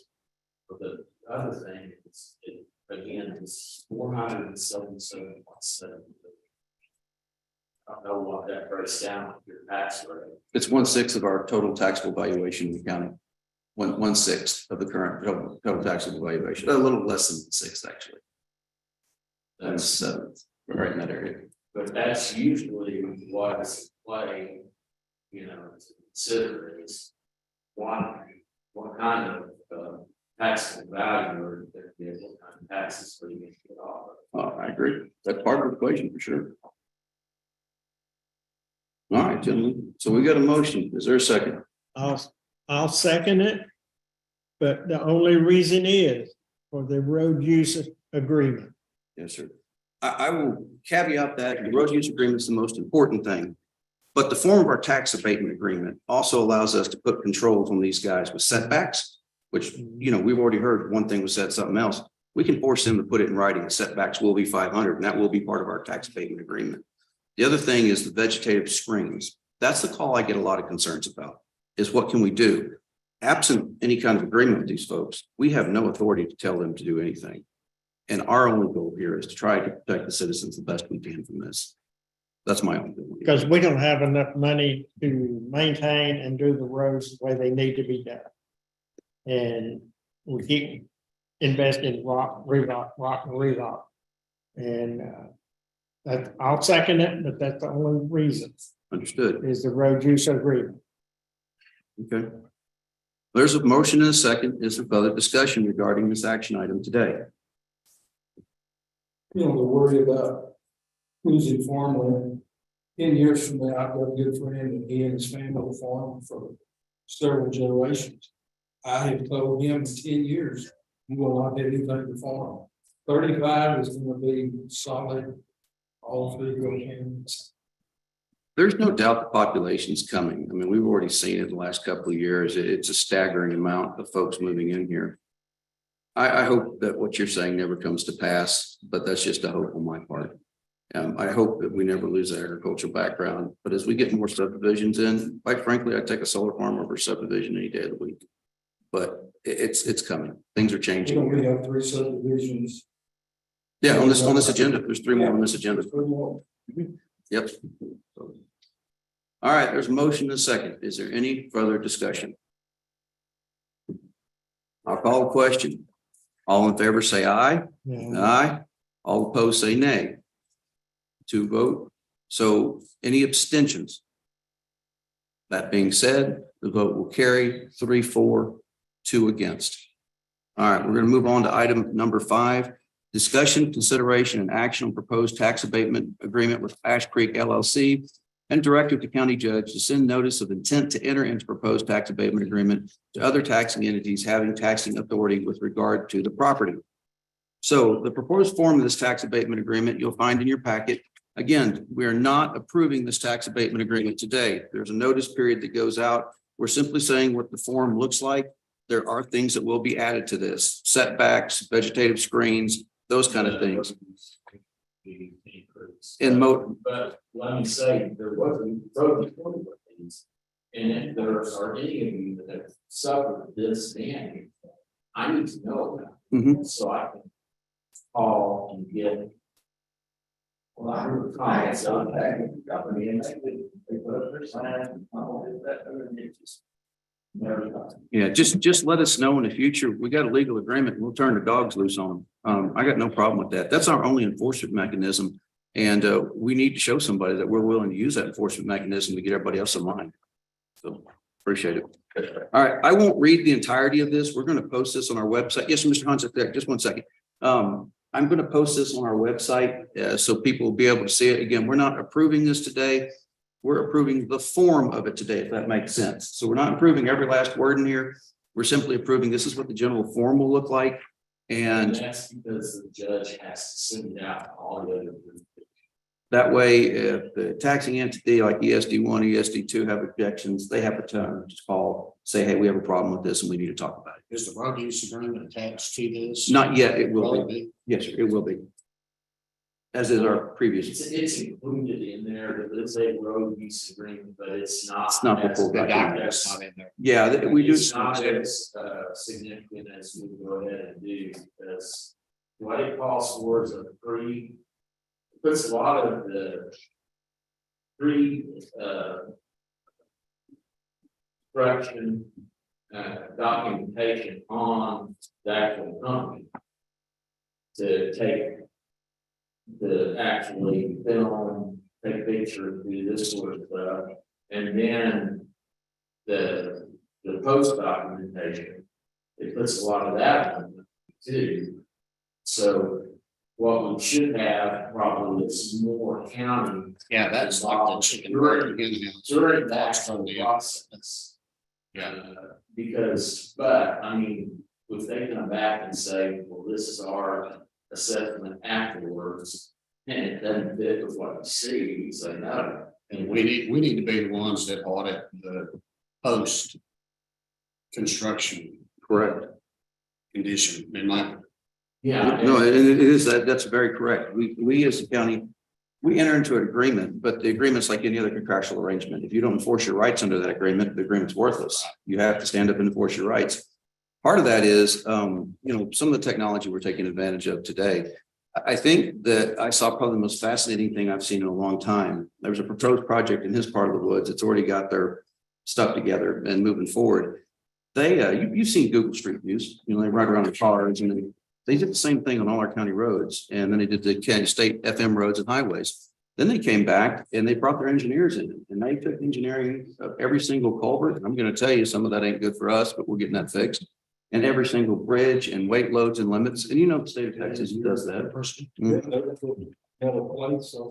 I gotta show you this. It's fascinating, the document they came up with. It's like a project coming north of Peoria. It's coming up one of the roads that I had chip sealed 2-3 years ago.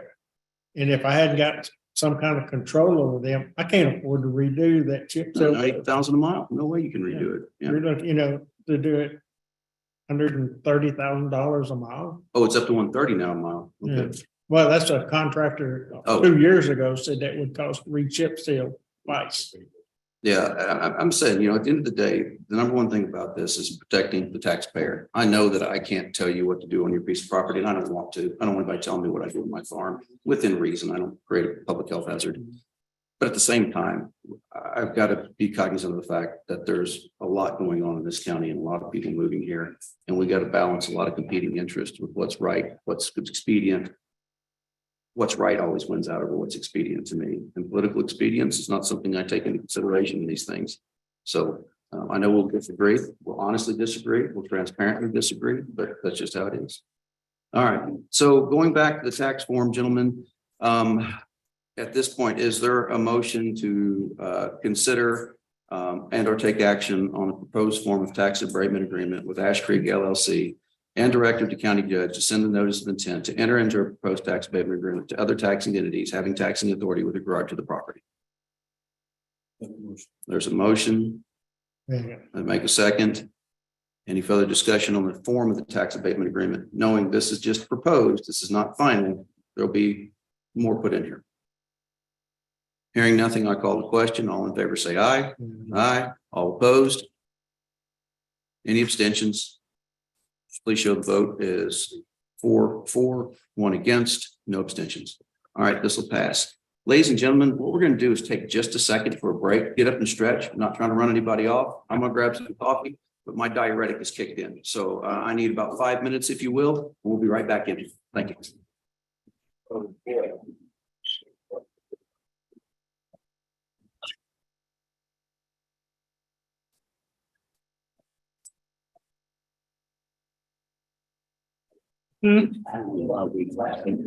Yeah, there's.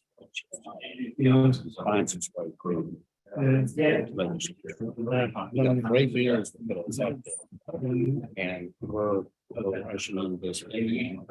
These guys. The only reason I voted for it was to have some kind of container. No, I agree. Yeah. I don't like it. I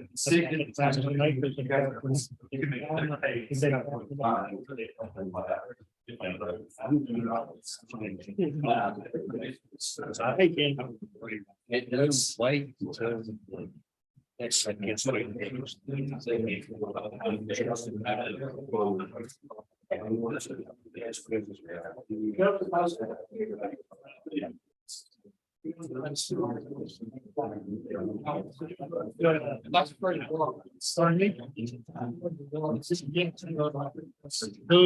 panels that this guy, this commission said are coming from. Yeah, solar panels. He said they're coming, people, actually, whoa, China is. Issue because people don't want to. Because in Ukraine, we've got 30 days. That's like the guy that wants to go to do that. And also. And that makes 30%. I'm able to.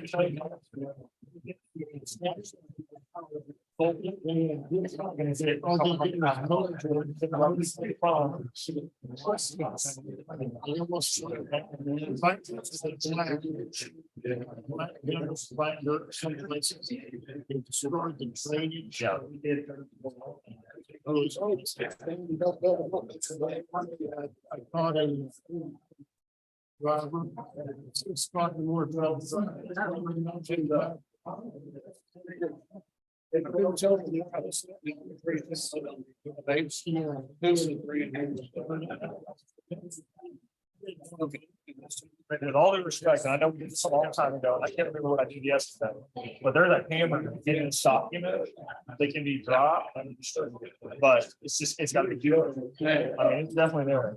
Because the savings are in the millions, and they're not gonna wanna lose $1 million in savings over, you know, a couple hundred grand.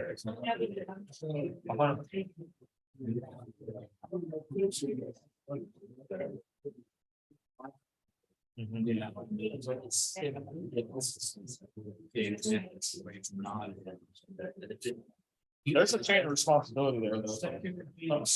Yeah. I mean.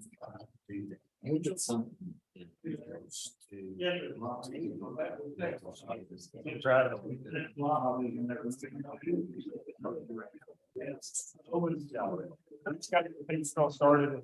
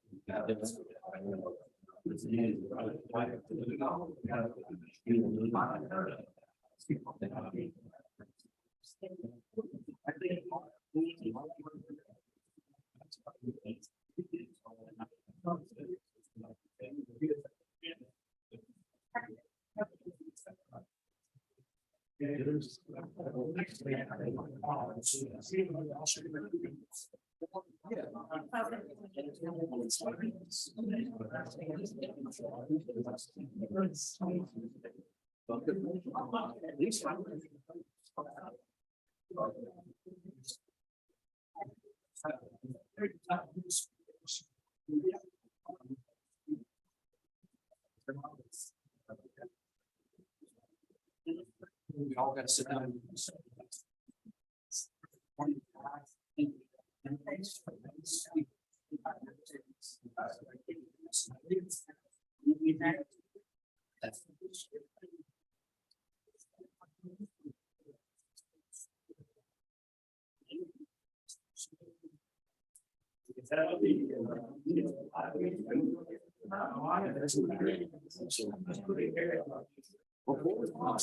Yes, we better get. You'd be surprised how often that happens. All right, ladies and gentlemen. Oh, no, we don't have a.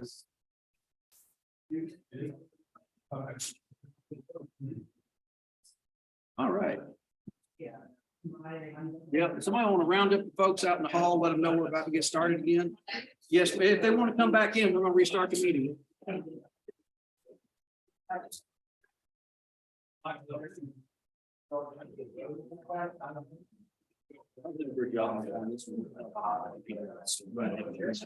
What's that?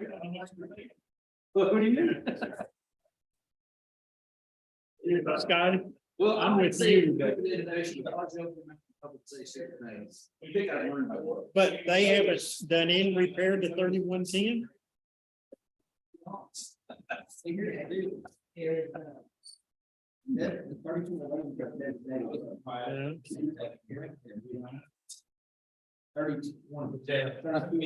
Building there's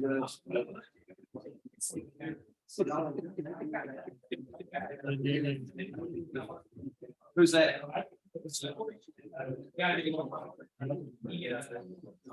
Get back to get them. Okay. Get back to get them. 28. That was the only reason. That was the only reason I voted. Say no more. Say no more.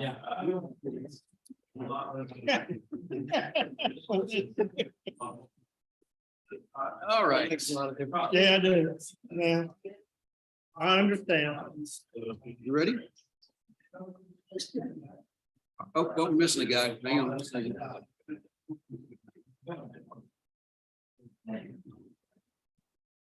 think next time. In these kind of meetings, we have I think what we should do is change our rules to one to include a sign-up sheet. Required. I think that's a good idea. their names, the policy she knew, also she knew. Yeah, no, I've heard. I did. All right. And this is, yes, sir. Is there anything you guys can do to mitigate the NG company down there on my road as far as what they have Give me done? just 1 second to answer it. Don't leave. Hold on just a second. I gotta make an announcement. So at this time, we're back on the record. Let the clock show that it is 10 a.m. Mr. Blaha, go ahead. A question was asked to the court if there was anything that we can do to mitigate the damage on the road that NG created, which is the Sun Valley Solar Project. Is that correct? Same people? Yes, I believe there is. This is the first that we've heard of that off that road this morning. So we're going to get with our attorney, Mr. Dixon, and go after NG to get that road fixed. They also, they have set their fences legally along that route, like 1 foot off, but they're so close that they caused, like on my farm, we lost one road. They're gonna do it, you can't run the shooter over that. Can you do anything about that? Off the distance off the edge of the road? Well, no, between my property line and my farm is the next farm to the north, Okay, to the south. They have set the fence line so close to my farm that we have lost one row. I don't know that we can do anything if they're actually on their property. Okay, yeah. It's just. Yeah, it's not neighborly, but it's legal, so, thank you. Yeah, they have set those fences so close to property lines. It's all legal, but it's reported law. I understand. Mr. Honchek, you were going to say something before we broke and I didn't get back to you. Please go ahead. It was on the same lines. I've talked to Ash Creek and they would never give me a straight answer. It's like you have a property line with, I have a property line with Cosberg. If he puts a solar, how much is it off of my property line that they're going to put the fences? We're going to require a 500-foot setback in our tax abatement agreement, 500 foot. All the way around? Yes, sir, from property lines. Okay. Now know this, the only way we can require that is with this agreement. So this agreement today that I know nobody likes, I get it. I wholly get it. But this is what's going to allow us to do this. We're going to require 500-foot setback all the way around. That's solar panels now. Yeah, it's only proposed.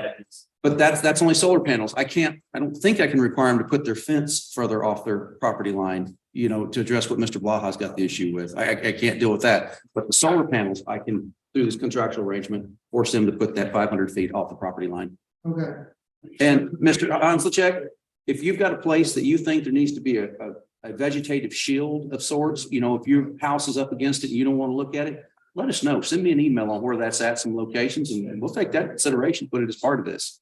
No, something else I was thinking about. John was talking about the whole time when they did this engine project, because they were coming almost 18 hours of all times. And he said he couldn't even sleep in the truck. And they also were driving 80 mile an hour down the road. So. Well, that's the other thing is we're going to put some regulations on this going forward on speed limits. I know the sheriff's going to help us enforce those things. You know, the speed limit on a county road is 60 miles an hour unless otherwise stated. The reason it's that way is we can't take a broad brush and go, okay, every Hill County road is going to be 35 miles an hour. You see that we have 2 public hearings later on this agenda today. And those are simply to put a speed limit on one road and put a stop sign up on another. We have to have a public hearing to put a stop sign up, but that's the rules we're going to abide by. Projects is going to be down 3214 between 2114 and the road that goes between Pine and Abbott. Okay. So that's like a 5.5 mile stretch, 6 mile stretch. They're going to tear that road up. I've got culverts that it's deteriorated right past about a 10th of a mile of my house. And well, Mr. Honchek, disintegrated. Shoot me that information by email. I got to get moving with this meeting, but thank you. All right, ladies and gentlemen, we're going to go on to item number 6, and that's public hearing on the matter of proposed designation of certain property in the unincorporated Hill County as a reinvestment zone under subchapter C, chapter 312 of the Texas Property Tax Code. This designation would allow for tax abatement agreements to be entered into by the county with owners of property within the reinvestment zone. The property would be considered for reinvestment zone designation is 526 acres. It's pretty small as compared to what we've seen in unincorporated Central Hill County, being out of the D. Wood and J. Onstott surveys as described in the publication of this meeting. So this is for reinvestment zone number 9. I think colloquially known as Grand Solar Texas. If there's anybody here to speak on that, but Mr. Dixon, go ahead. Again, it is Grand Solar 10 LLC, 526 acres. It's an 83.6 megawatt solar electric generating project with a capital investment of $119 million. That's basically the stats. This time we'll open the floor to anybody to speak about the proposed reinvestment zone number 9, known as Grand Solar 10 LLC. Where is this one located? This on the second page, you see down there by Hubbard. Oh, it's down by Hubbard too. Go southeast. It's way down there in the southeast corner. It starts. No, oh wait, I'm thinking midpoint. Forgive me. I'm thinking of. This is. Are you sure you got Grand Solar or midpoint? Grand Solar. Yes, Grand Solar single. It's. That's all right. So Grand Solar is 526 acres. It's down southeast of Hubbard. So you got, well, hold on, forgive me. You guys didn't get it because here's the one I put in the packet. And then the second sheet, it's a lot smaller than anything else. There's that second sheet that's got the map on it. No, I apologize. That's it. That's the project right there. I'm sorry, you don't need glasses for that. That's the project down there. This is south of Highway 31, west of Highway 171, and southeast of Hubbard, Texas. This is pretty close to the county line. County Road 3369. 3369. Okay, and this is 526 acres. This has been posted in accordance with the Texas property code. I'm sorry, Texas tax code. Get it out. So at this time, is there anybody to speak on Grand Solar 10 LLC? And it's owned by one person. Yeah, it's a single person's farm. That's a plus.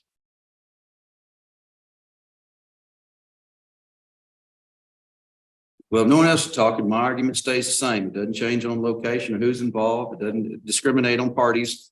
It's the same fact. That's got to go down a bunch of county roads to get down there. Again, I'm not looking to lure these folks here. I didn't ask them to come here. I simply have to protect the investment we've made.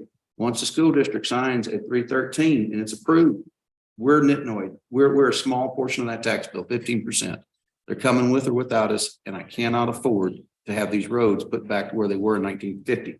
It's bad enough as it is now. So I find myself in favor of this. That's my opinion. I'd like to hear other people's opinions.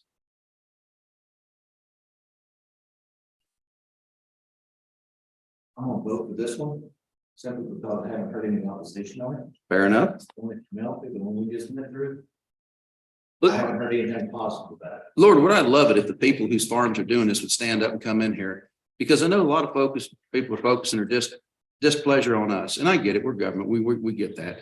But you know, there's a lot of neighbor versus neighbor stuff. And I think a gentleman spoke to it earlier about that. And I hate to see that. You know, I know that we've had a lifestyle around here where there's, call it a handshake or whatever you will, about how we do things. Mr. Blaha talking about a second ago, you know, he farmed for years and now somebody's put a fence up, so he's missing a row on his place. Hyper-technically, it's all legal because that fence is on that fellow's property, and I get it.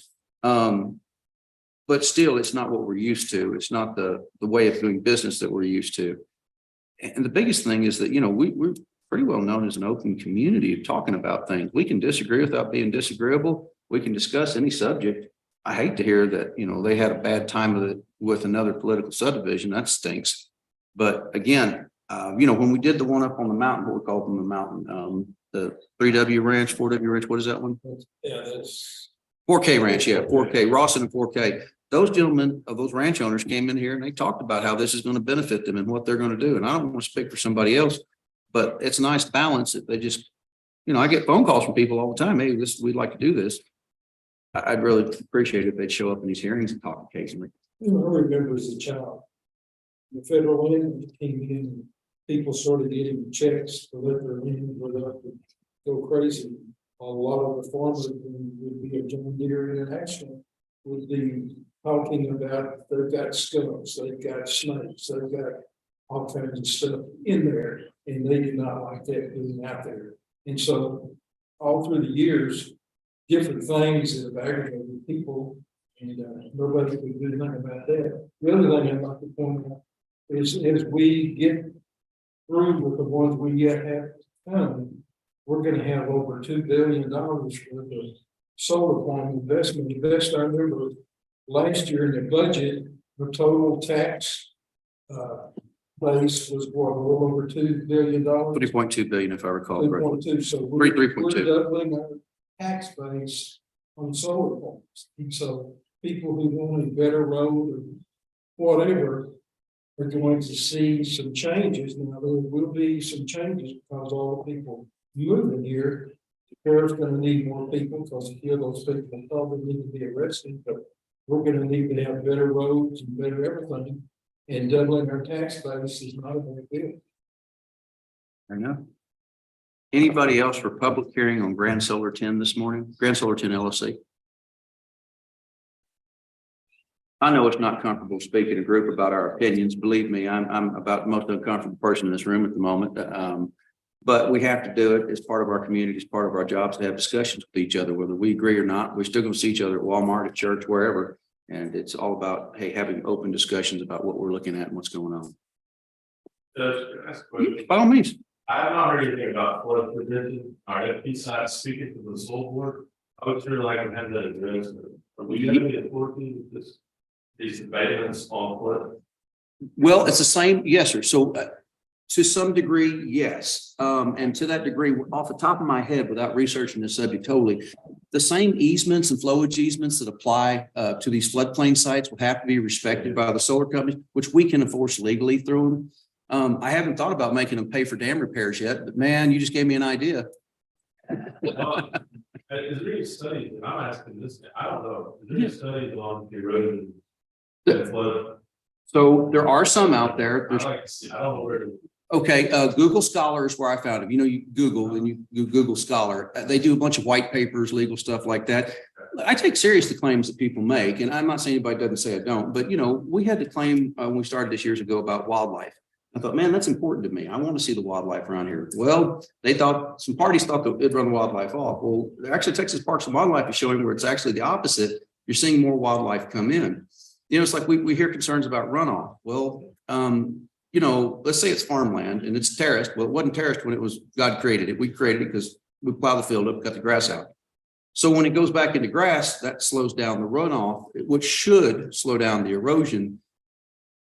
I found every reason under the sun not to like these projects. I have thought of every reason I could not to like them, but I have to be rational, you know, with myself and say, all right, when I research it and it comes to the end, my opinion isn't what I thought it was. I have to be honest and say, okay, well, somebody else has thought about this. Yes, sir, Mr. Henry.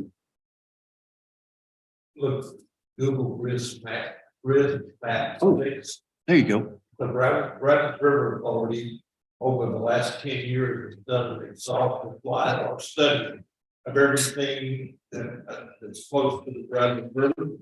That study goes almost to probably Malone off the Brazos River. It gives us a lot of floodplain information. It even gives us cross sections of, you know, farm basic flood level. Now, that information, even in part of not just this issue, what we're seeing with all the subdivisions and all of the changes that are being made in elevation, I don't even know that recent study is 100%, because we're seeing water being maneuvered around places where the building, but that information is out there and it's available, and I believe it was easy to find. But as FEMA starts adopting those maps as their official maps, you have to do some research. I think you can get it off the National Weather Service sites. They're required to allow them to do more information. And Yeah. you can't flood small water or higher velocity onto somebody else's land, so in engineering, they have to account for that. And plus, it's in a floodplain, you have. They can't construct. Definitely, you have floodplain. Well, they're right there. They're my floodplain manager. So we can tell you they're not going to build in a floodplain. Why aren't they going to build in a floodplain? Because we won't permit it. We won't give a permit to do that. That's all for habitation. For habitation, that's correct, for habitation. The other thing is they're not going to build in a floodplain because they're not going to put that much money in a place where it's going to go underwater. No. Really, you're getting it. They are prohibited by law forcing more water at a higher velocity. Right.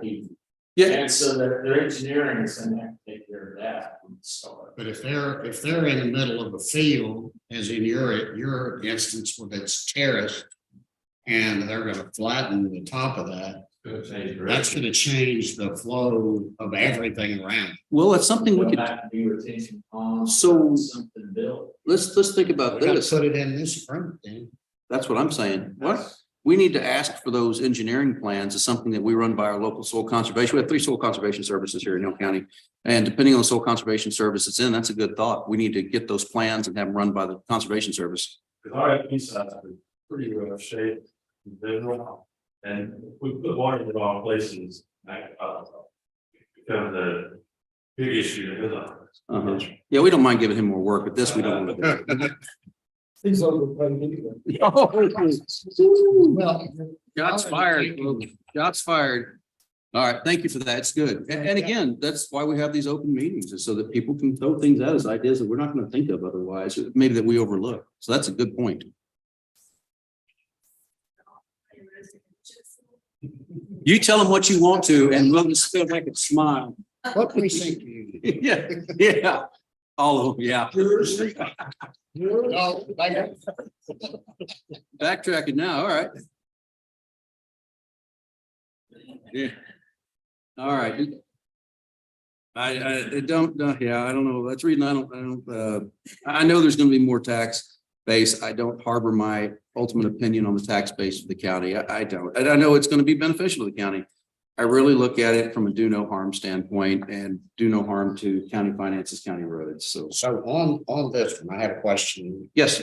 Just due to the relative size of it, Mhm. is that an indication of the financial wherewithal of the company? Have we done any background research in that? I don't. Obviously, they were late to the game and they were only able to acquire a postage stamp over here in the corner. See, I've got one just out in Malone right now, that I was referencing a while ago. It's only a 300-acre farm. So this is bigger than it actually. A lot of the early ones, like if you go over into Falls County, we went look, and this came up several years ago. We started looking around other counties. Okay, what's coming our way? What are we doing? What are we seeing? In Falls County, they've got one off of Highway 6 there. That thing can't be 100 acres. There's no way it's bigger than 100 acres. So these farms started off pretty small, and then you started seeing the size get big, and now we're seeing the size get small again. And I don't know if it's any indication of financial help. I don't know. Now, I do know in our tax abatement agreement, we have it up. If these guys go under, there's consequences, clawbacks. We're getting, there's things we're going to do. It may be the fact that they can only put so much on the lines. There's vacancies on these big lines that go through it, and so they can Well, so much to it, and maybe the little line down here, that's all it would take. And the other thing, that's a good point to make, is that's going to be one thing that limits these projects going forward. I don't want anybody to think that we're going to have 962 square miles of solar panels in this county. That won't be the case. Capacity, just like you said, there's only so much linear capacity right now to take this electricity to the market they're shooting for. Number two, this 313, I don't know what they're going to do in the House and the Senate. They're going to play games this time of year, but I don't see them coming back for more of the green energy. I think everybody I've heard has said, no, they're not going to do that aspect of it. Okay, great. I think that you're seeing some of the last of these projects coming forward now because they did sunset that 313. Somebody made a deal earlier. Is this the most viable project? I don't know. I can't speak to that. I've not done that research, nor do I need to do that research in my mind, because that's between the contract between the landowner and this company. It comes down to us One of the Texas getting agreements. said that if they put batteries in, that may kick in 313. See, I read that on the Texas, but that's not. yeah, well, this gentleman, he says he knows. What's up? So I heard someone say, and it's something very interesting. If you've read it, it's on Texas Tribune on it, House Bill 5, they put a vote out there and said, okay, let's specifically exclude renewables from it. And 120 voted no. Oh, So it's the whole politics thing of, well, it doesn't say it includes renewables, but we didn't want to write it in that it doesn't. Does that make sense? And then, yes, there's kind of that loophole. You can explore is if we could get through or House Bill 5 on wind and solar. So yeah. there's a lot of moving pieces right now. That's why I've been asked by a lot of clients, hey, right up into the summary on this revenue analysis, oh, guys, this is going to change 50 times. You're going to come out and write my analysis. So, it's very. Well, the lieutenant governor wants to build a bunch of gas powered plants. But then the administration and the people in Washington, they want to stop you from even having a gas cook stove in your house. So if they're going to stop you from having a gas cook stove, why are they going to let these gas fired plants continue? Yeah, there's a lot of. It's a crazy deal, and nobody's making sense. Well, there's a lot of politics about it. And you heard today what we did in this room, what we can do in our local government. We can sit down and have conversations. We can disagree amongst ourselves and we can quickly move to the next subject without hard feelings at the end of the day. But we try to be honest and open with our constituents because we're going to see you today, tomorrow, the next day, somewhere. I think a lot of times, and I'm not present company excluded, that your state representatives, your state senators, they'll go with whatever way the political wind's blowing at the moment and say, no, I'm against this publicly, but privately, that doesn't always pan out in how these bills turn out, and they get to blame a whole bunch of folks. There's not 5 of them sitting around the table. There's 400 some odd of them sitting in the Capitol, and oh, well, it just didn't work out the way I wanted it to. We don't have that ability, and we're not going to do that. We're going to be plain. If we disagree, fair enough. But we have to be honest about what we're doing. And we have to be transparent. Anyway, is anybody else here to speak on a public hearing for the matter of proposed designation of certain property in unincorporated Hill County as a reinvestment zone under subchapter C, chapter 312 of the Texas Property Tax Code? This designation would allow of a property within the reinvestment zone. This designation would allow for tax abatement agreements to be entered into by the county with owners for property within the reinvestment zone. The property would be considered for reinvestment zone designation as 526 acres in unincorporated Central Hill County without being out of the D. Wood and J. Onstott surveys as described in publication for this meeting. Is there anything further? If not, I'm going to say we've had the public hearing. We're going to move on to number 7, and that is discussion, consideration, and action on the designation of the county reinvestment zone made subject to the public hearing as county reinvestment zone number 9. So we've had the public hearing on Grand Solar 10 LLC. At this time, I'm going to ask, is there a motion or a second?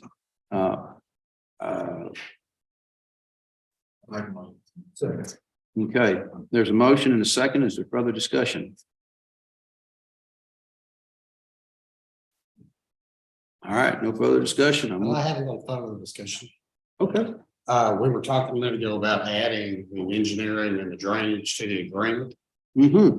And I think that should be, our vote should be conditioned upon that. Yes, sir. Finding its way into the agreement. That'll be the next one. I'm jumping ahead. I like that. Amanda's getting ahead of me. I like that. So we have a motion and a second for creation of a county reinvestment zone number 9. I'm going to call a question. All in favor, say aye. Yeah. Aye. All opposed? Any abstentions? So we'll have the vote show that we have 4-1 against. The motion will pass. We go to number 8, and that's discussion, consideration, and action on proposed form of tax abatement agreement with Grand Solar Texas 10 LLC, and directed the county judge to send notice of intent to enter in proposed tax abatement agreement to other taxing entities having taxing authority with regard to this property. So this is where that point that you made comes in as a condition of the tax abatement agreement, the proposed form. Again, this is the beginning place. We're going to add to it. We're going to have the road use agreement annexed in there. And every time we make one of these road use agreements, we tighten down on it. Number 2, the offset, the 500 feet offset all the way around the property line. Number 3, yes, sir. What do you call it? Vegetative shield? Something like that. So those are all things that we need to consider as part of it. In addition to any tax, including the last one, add that, hey, engineering plans for water needs to be given to us so that we can consult with the Soil Conservation Service in regards to how this is going to affect both the soil conservation plans and their floodplain sites. So that's all the stuff that we're thinking about that goes into this. With the NRCS. Including but not limited. I would rather not say with the NRCS and with our soil conservation people, not taking a shot at the NRCS here, but I like the locals that run our soil conservation. They have Right. We wanted this century. Natural resources. Is anybody here from Grand Solar 10 LLC? I'm only here on the tax side of this front, but no, there's not with the development here. Yeah. I just wonder if the 500% back will change, so. You got me on them. Within this, within 500 acres, you could build 120 to 130 megawatts. So I think this is proposed as an 80 megawatts. There's definitely a lot of space. Okay. Thank you for answering that. Appreciate it. Okay, so is there a motion or a second on action on proposed form of tax abatement agreement for Grand Solar Texas 10 LLC? We have a motion. Is there a second? Oh, okay. Sorry, I didn't hear you. All right, motion and a second. Is there further discussion on the form of this tax abatement agreement, knowing that we're going to include what we normally included, which is a bunch of protections, the road use agreement, the setbacks, the engineering on drainage, not drainage, engineering on water flow. I don't know how to say it properly. And then the vegetative shielding, other things that we need to consider. Again, this is a proposed form. So if somebody thinks of something later in the week or in a month, well, not a month, in the next couple of days, shoot us an email, let us know. We'll be happy to consider it. All right. If not, we'll call the question. All in favor, say aye. Yeah. Aye. All opposed? Any abstentions? Motion carries unanimously.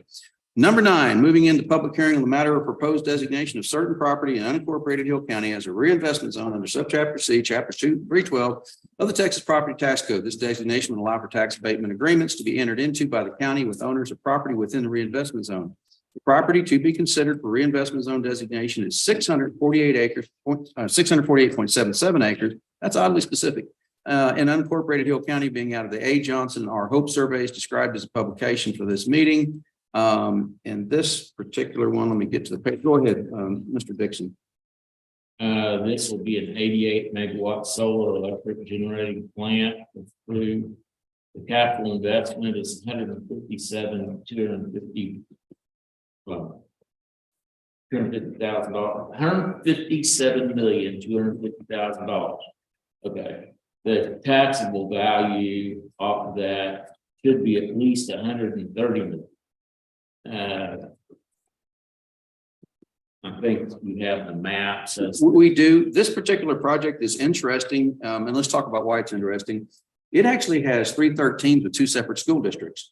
This project, I know you guys can't see it, way up here around Covington is where it's at. It actually sits, the properties on the boundary line of the Covington and the Blum ISDs.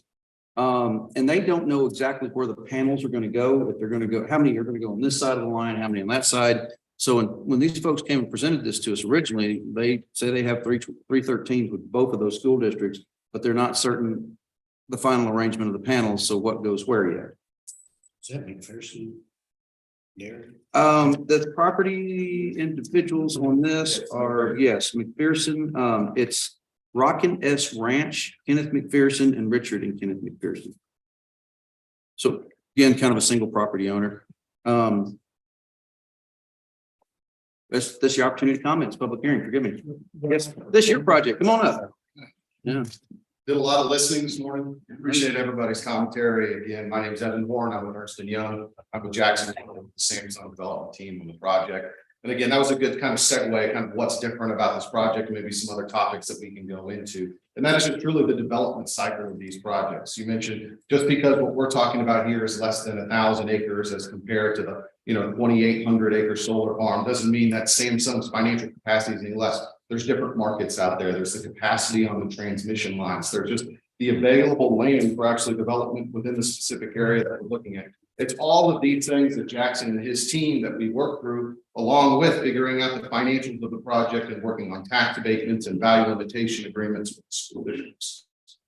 So as we work through all of these things, some of the considerations that you mentioned, setbacks, vegetative screening, sharing study, a lot of that they have done, right? There have been in some engineering studies that have been done, but note that it's not 100% complete yet, right? This project, as if you look at the timeline, wouldn't be operational until 2025. So there's still lots of work to go. So while we want to be transparent and share details that we have with the court to help with your decision making, some of that information that you may be requesting may not be available yet. Fair enough. And I think so. We just want to caveat some of those things that we want to accommodate. Obviously, would be good. Hopefully, soon corporate citizens here, right, contribute to the tax base and bring all the other benefits that we did. But there could be things, hey, if the vegetative screening that's being asked by the adjacent landowner is 72 50-year-old live oaks, right? Like some of those things we can't accommodate, right? Okay, yeah. Like within reason. Right? We just want to understand that we want to have those conversations and see if there's a way that we can meet a need, right? Meet a need, but still allow this project to be viable. Okay. So again, right, as I mentioned, one of the unique characteristics about this is we split 2 school districts, but both of those school districts were fully aware that they could get little to no investment, or they could get the entire project. And even with that unknown as part of that process, they both willingly walk through that in securing and helping us secure those value limitation agreements. And I want to point something out on this, and I don't want anybody to take my comments out of context as a for or against or anything like that. But I will notice something that on these hearings today, I received an overwhelming amount of commentary both for and against Ash Creek Solar LLC. I received a single phone call regarding Midpoint. I have received 0 phone calls regarding your guys' proposed development. And they've all been noticed the same way. I just want to point that out. I find that interesting. I don't know why the difference, organization, community, whatever. But again, they've all been noticed in the paper. They've all been published the same way. They've all been posted in the courthouse the same way. They've been put on our website the same way. There's no changes amongst them. I just find that interesting as the different parts of our community have a different view of that. So Sure. Like I said, I think we had a chance to present y'all. I mean, again, as we mentioned, kind of the property tax value is about 130 million. But if there's any other questions, I think one of the other things to note, other than the road use agreement, and maybe some of the other things that we're working with the county to improve, right, and maintain during the construction process, when it's all said and done, right, for a lot of these people that maybe don't want subdivisions to come, that could bring hundreds of new residents into their smaller communities. These solar farms may bring that one extra job, but it allows the community to kind of operate as it has, but have more flexibility with the additional tax base that it's brought. So like I said, there are gives and takes. There's no one form of development that's a silver bullet that can solve every single issue that there is. But our belief, and hopefully with the county's belief too, is that the pros outweigh any of the cons that are conceived. fair enough. I just curiosity question. The current use of this, is this pasture or is this row crop ground? Is it tilled up or is it just cows on it? Pasture cows. Pasture. And some farms, Oh, there is. Okay. like small mountain acreage. Yeah, and McPherson Dairy used to raise a bunch of their own feedstock, so we're used to it. I don't know if they still do. They do. That's all we got. Oh, we're just, anybody else want to speak on a public hearing on Midpoint Solar LLC? Ken, you're with the ESD. I'm gonna put you on the spot so we got something on the record. Your concerns with these projects, anything? That is an oddly specific way to answer. Mr. Goins, do you have any concerns? Does the ESD number one have any concerns in regards to fire protection with these projects? Yes. Have you guys had any interaction with the current solar farms that are in there? Okay. Okay. Tom, what are they doing? I know that we had this conversation a while back. We've had several conversations with them. They're very open to doing open exercise and training. We already had a grass fire on the one that falls back. Tell me about that. And, basically they don't want the fire departments in their spray water. I mean, they don't want to take a chance. Kind of like our two other plants in the county that we just back off and wait and let it burn. Yeah, we don't fight explosives fires. We don't fight fertilizer fires. And we tell them we're not going to fight solar panel fires either. But we've been working with, Sun Valley and with the one, I forget the name of the one in Fall Valley. But they're very much during, we kind of get into the summer months to where we've got, it's easier to schedule those kind of events during the summer months because kids are not at school and they're. I remember we had a meeting with one of these groups here a couple months back, and they said something that was interesting to me, and tell me if I'm wrong, but these boxes, battery farms, what are you going to call these battery containers? They're basically shipping containers that have had the batteries in them. They're kind of self-contained, like a plug on the outside, but that they had fire suppression systems and built into all these things. Well, it's Halon. Okay, Halon, yeah. Because they can't be, it's electricity. So it can't be water. They do the self-contained systems that they actually have the power of pressure on the building. Yeah, my understanding is going to look like they put shipping containers out there on a gravel pad. They look like shipping containers. Oh, they're about the size of one. Okay. Do they already have them in place down south? Okay. Got you. Well, the one in Sun Valley is putting in a pretty sizable battery. Yes, sir. Mr. Goins. All of these high lines. Get under a high line and we start on all we want to convert ourselves into very important. Yeah. The batteries, how good they say they are, they're going to create problems in years. You're like, everything else, the old corrosion was there. They don't all that stuff. Those spring water and this stuff. That's what it sounds like. It's fine. Just like the gas pipeline that we got going through the county. They don't hold them, put that far out, they want to control the grass fire around it. Maybe shut it off in Chicago. And they never show up on that. So we have to be able to, I got one spot out there with me. You'll have to go to the four departments in different directions. To control the rest of them. And batteries aren't going to be any better. I hate to say this, but. No. We're in trouble. Anybody else for a public hearing comment on Midpoint Solar, forgive me, LLC? Felt like I've done all the talking. I didn't want to be greedy. All right. In which case then, we're going to move on our agenda then, and I at this time will close this public hearing on the matter of creating a reinvestment zone. And then move on to item number 10, which is discussion and a consideration and action on the designation of the county reinvestment zone made subject to the public hearing is county reinvestment zone number 10.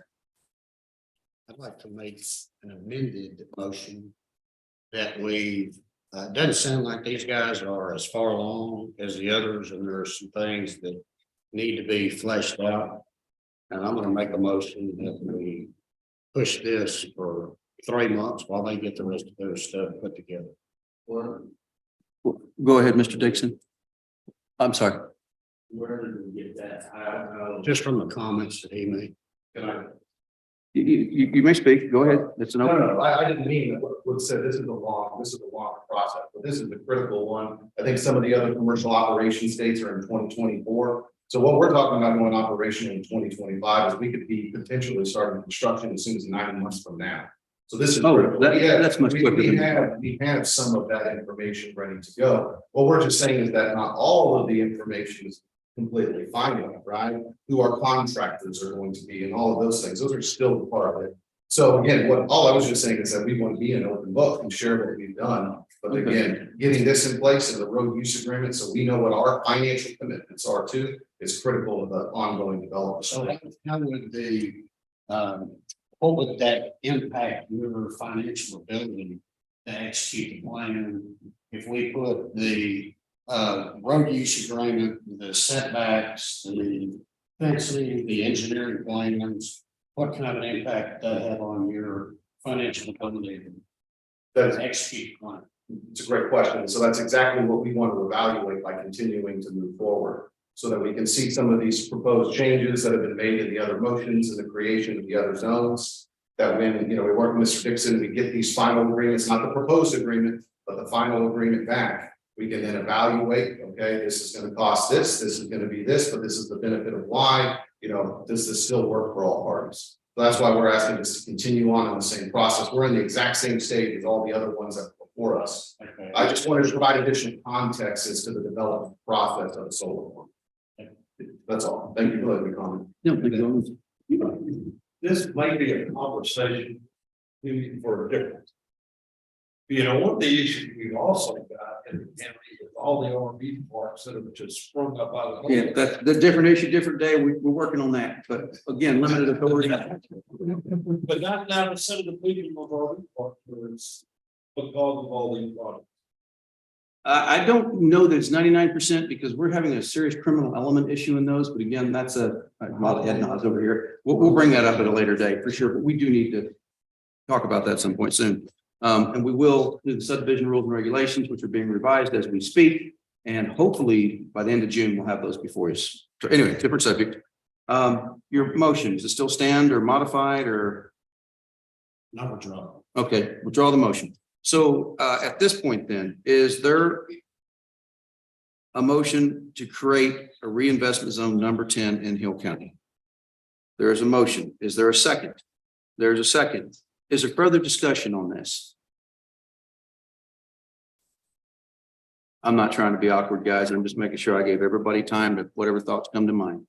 So in which case, hearing no further discussion, I'm going to call the question. All in favor, say aye. Aye. All opposed? Any abstentions? So what we've got is a vote of 4 for, 1 against, the motion will carry. So number 11 is discussion, consideration and action on a proposed form of tax abatement agreement with Midpoint Solar LLC and directive to the county judge to send notice of intent to enter into proposed tax abatement agreement to other taxing entities having taxing authority with regard to the property. So my comments from the previous 2 of these today pretty much still stand, and we'll reference them. But this is the point where we have finally control to say what happens and what doesn't happen in our county. That's the only way we get to say it, is with the tax abatement agreement, and the agreement's terms, which, you know, we're not trying to be punitive. We're just trying to make sure that we protect the taxpayer, protect our roads, and somewhat the way of life we have here. So that's my 10 cents.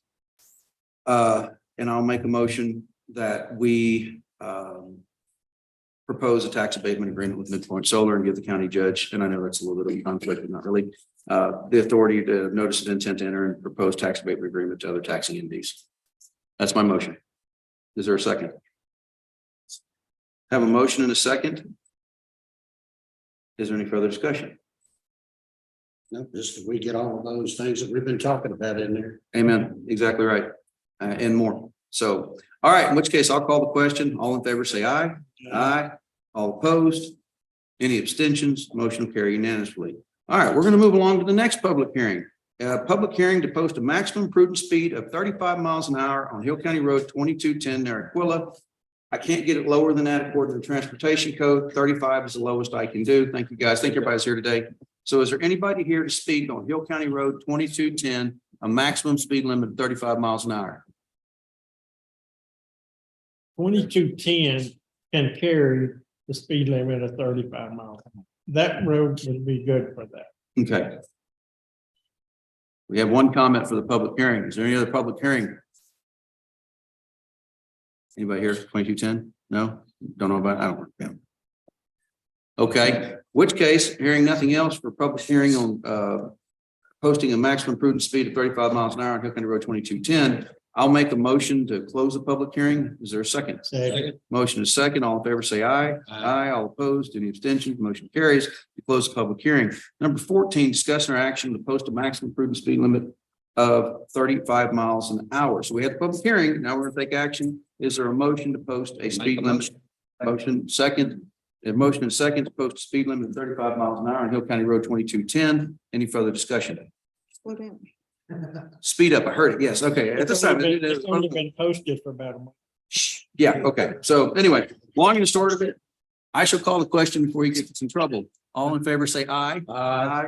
All opposed, any abstentions, motion carries. Number 15, another public hearing, and place a stop sign at the intersection of 2210 and Hill County Road 2207. I promise you, we don't have these public hearings because we like to see Scott's smiling face back there. It is required by the transportation code and local government code. So that's the reason we're doing this. This particular intersection is a 90-degree intersection. It's perpendicular. The lines of sight aren't bad, but you've got some hot rodders out there. And what I'm hearing from the public, there needs to be a stop sign there so we can enforce that. Because 2216, I don't know, Montgomery Lane, you know what I'm talking about. Lane. Yeah, I don't know. Grapevine that. Road.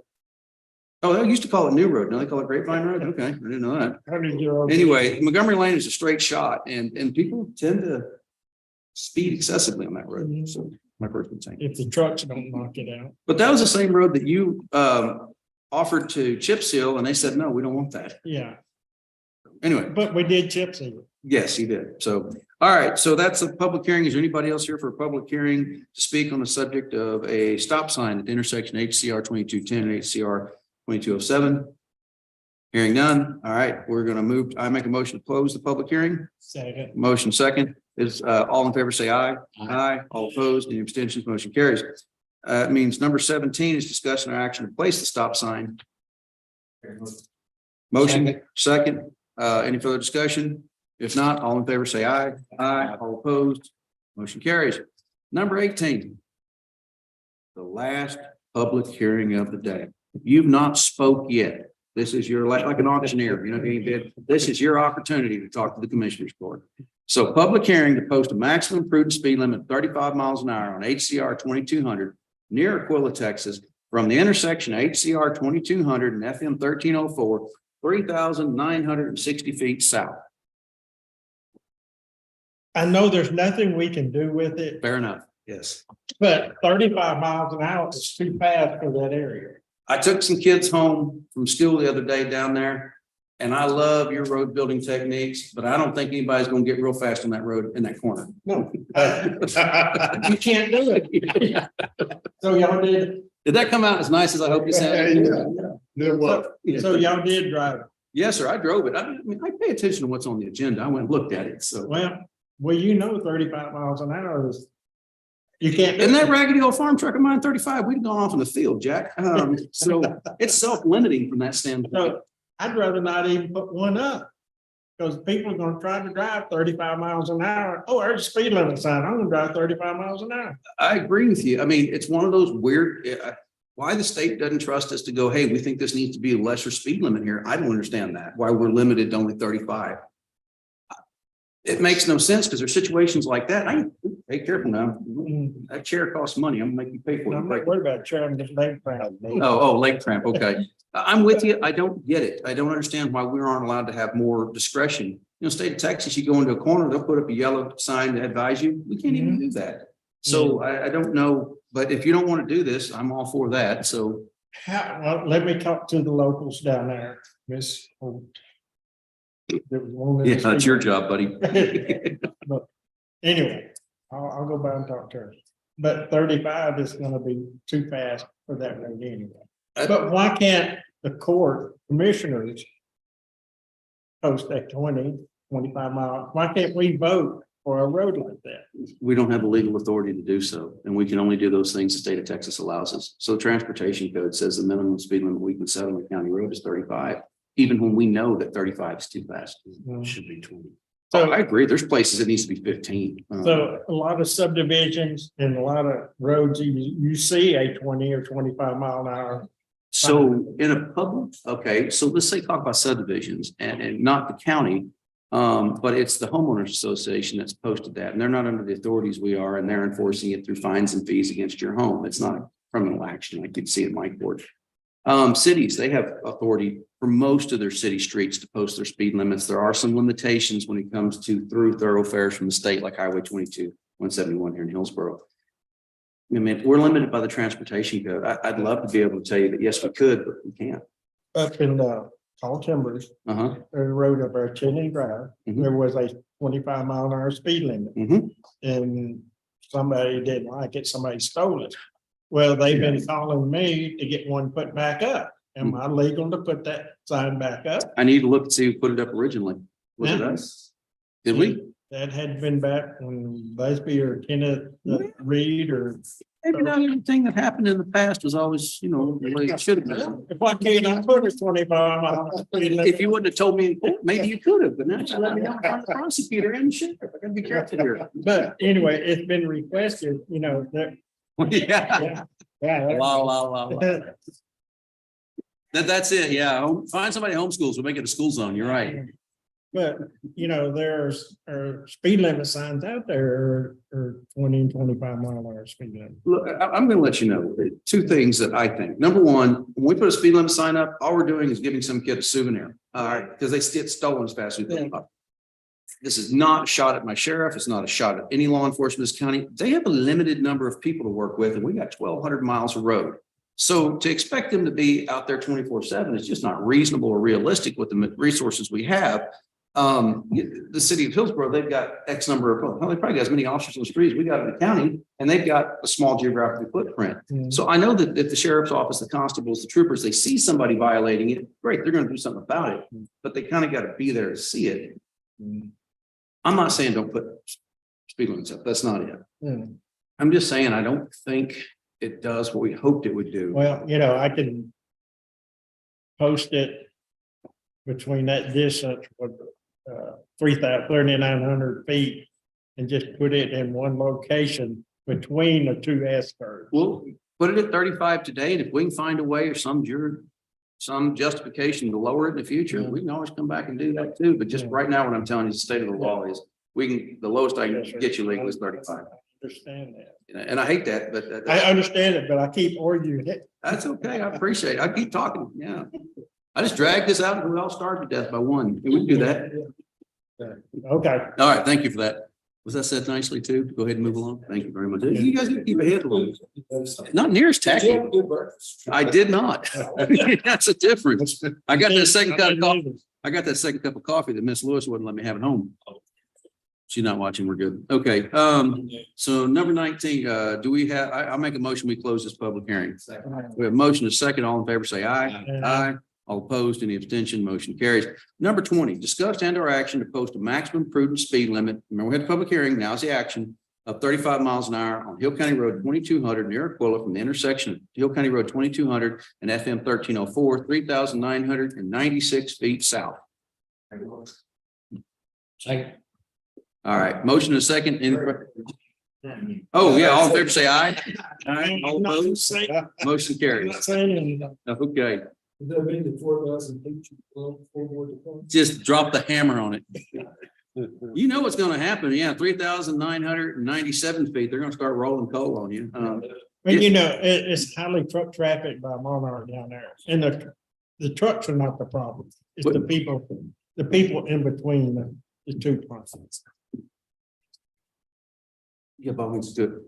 We're gonna rearrange ours real quick. Come on up here. Number 28, we have, if you will allow me, gentlemen, I apologize. I'd forgotten about that. This is actually Scott's day off and he's got somewhere he needs to be. So we're going to make this quick. Number 28 is discuss and approve to declare 2 Glock Model 45 as surplus for the Hill County Sheriff's Department. These are 2 individuals that have long service with us. They are departing us. We hate to see them go, but we never hold anybody back from bettering themselves.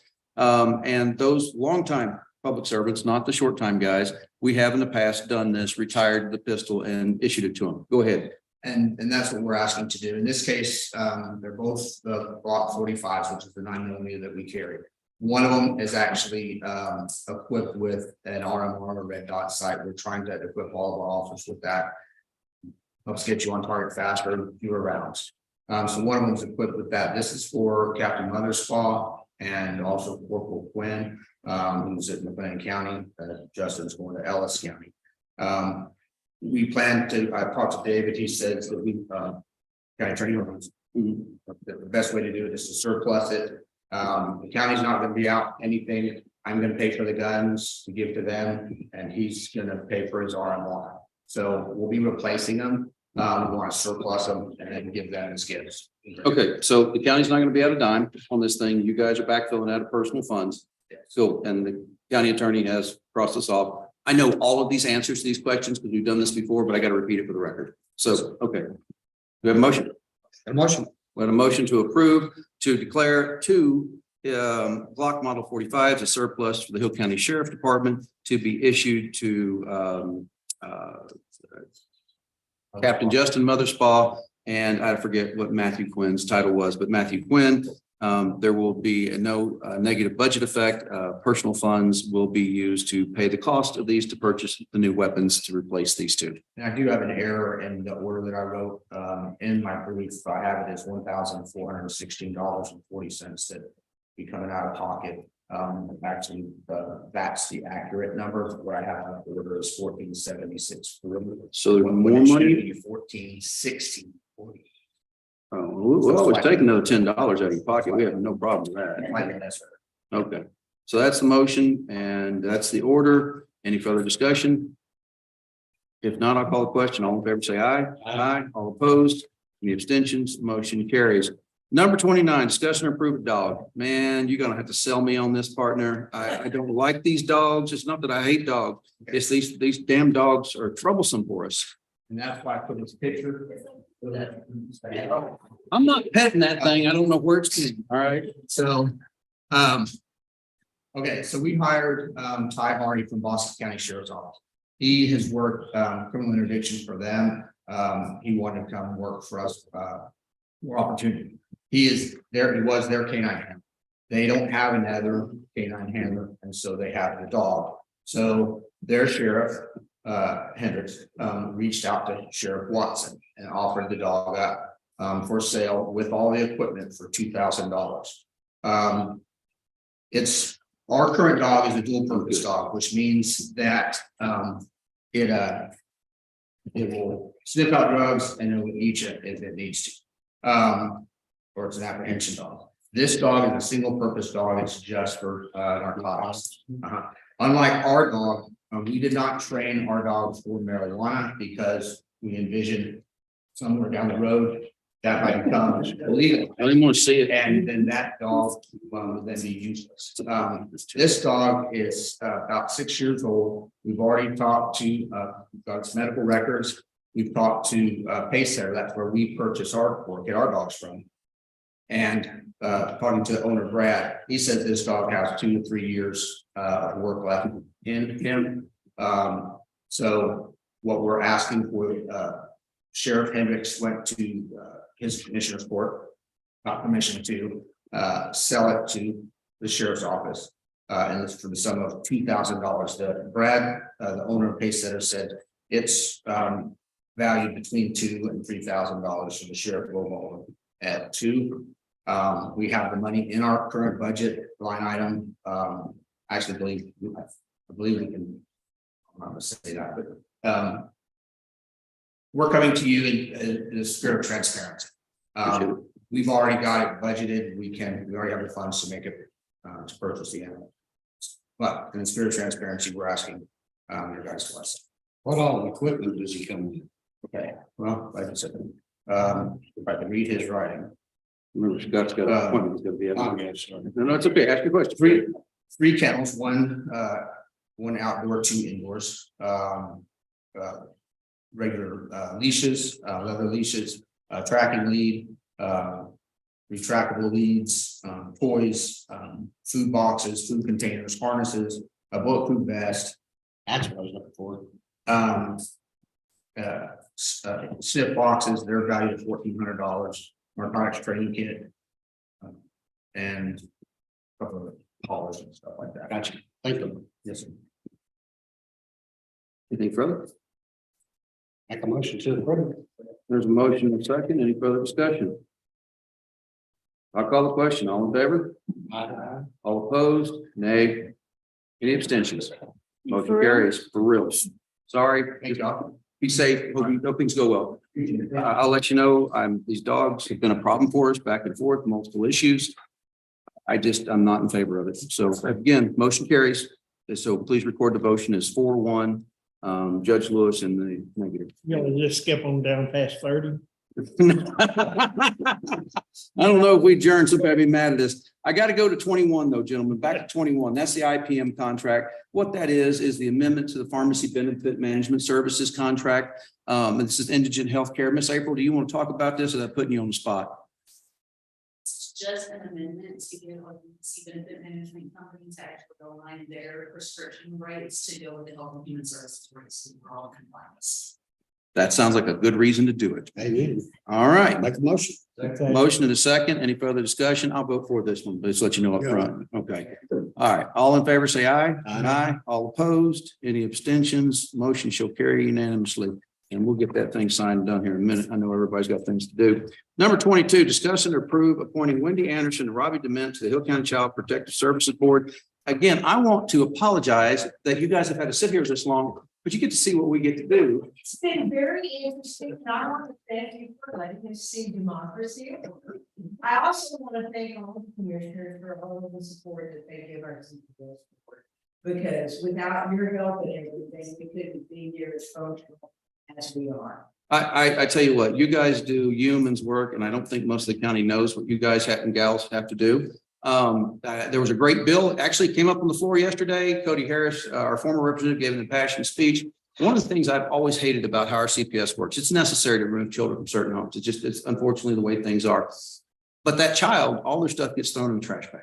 And as a child, look, I came from a place that wasn't sunshine and roses. I had a messed up bringing. And children affect value to things. They in certain situations hang with people for whatever reason. But to see all your worldly possessions, which may not be much, thrown into a trash bag, what does that tell us about your value and worth to us? And what we've done through our Child Protective Services Board, Child Welfare Board, and what they've done such a good job is make sure that doesn't happen in this county. Again and again, that they've provided for these children. We have done that we, particularly at Christmas, we, rather than individually wrap all of these presents and everything, we load the duffel bags and we get large boxes and mail those that have to be bought are male, and the caseworkers will wear the duffel bags to the caseworkers that are the cases that are in town. We also have been able to procure backpacks that come with pajamas, a book, a blanket, and some underwear, that sort of thing, that are size and gender appropriate. Right. That we can give these kids, because unfortunately, when they come from a drug house, they don't get to take their belongings with them. Yeah. And so they have to start fresh, and we're making midnight runs to Walmart sometimes. Oh, give you guys an update. The new Rainbow Room will be in Covington Street. We're looking somewhere September of this year that should be We good. can hold your fire. Oh, I need your help. You're gonna start coming with me over these contractors. I'm gonna turn you loose on them. I bet they hurry up after that. There are people that would say, I'm the one to go with you. I got that impression after the last 2 hours. Yes, ma'am. So, all right. Well, what we have before us is an action item to approve Mrs. Wendy Anderson and Robbie Dement to the Hill County Child Protective Services Board. It is my pleasure to make that motion. I make the motion. Okay, motion in a second. Issues, thirds and stuff. I'll call the question. All in favor, say aye. Aye. All opposed, any abstention, motion carries. Thank you for your service. Thank you for what you're going to do, and God bless you for taking care of the children in Hill County. Thank you for our new support.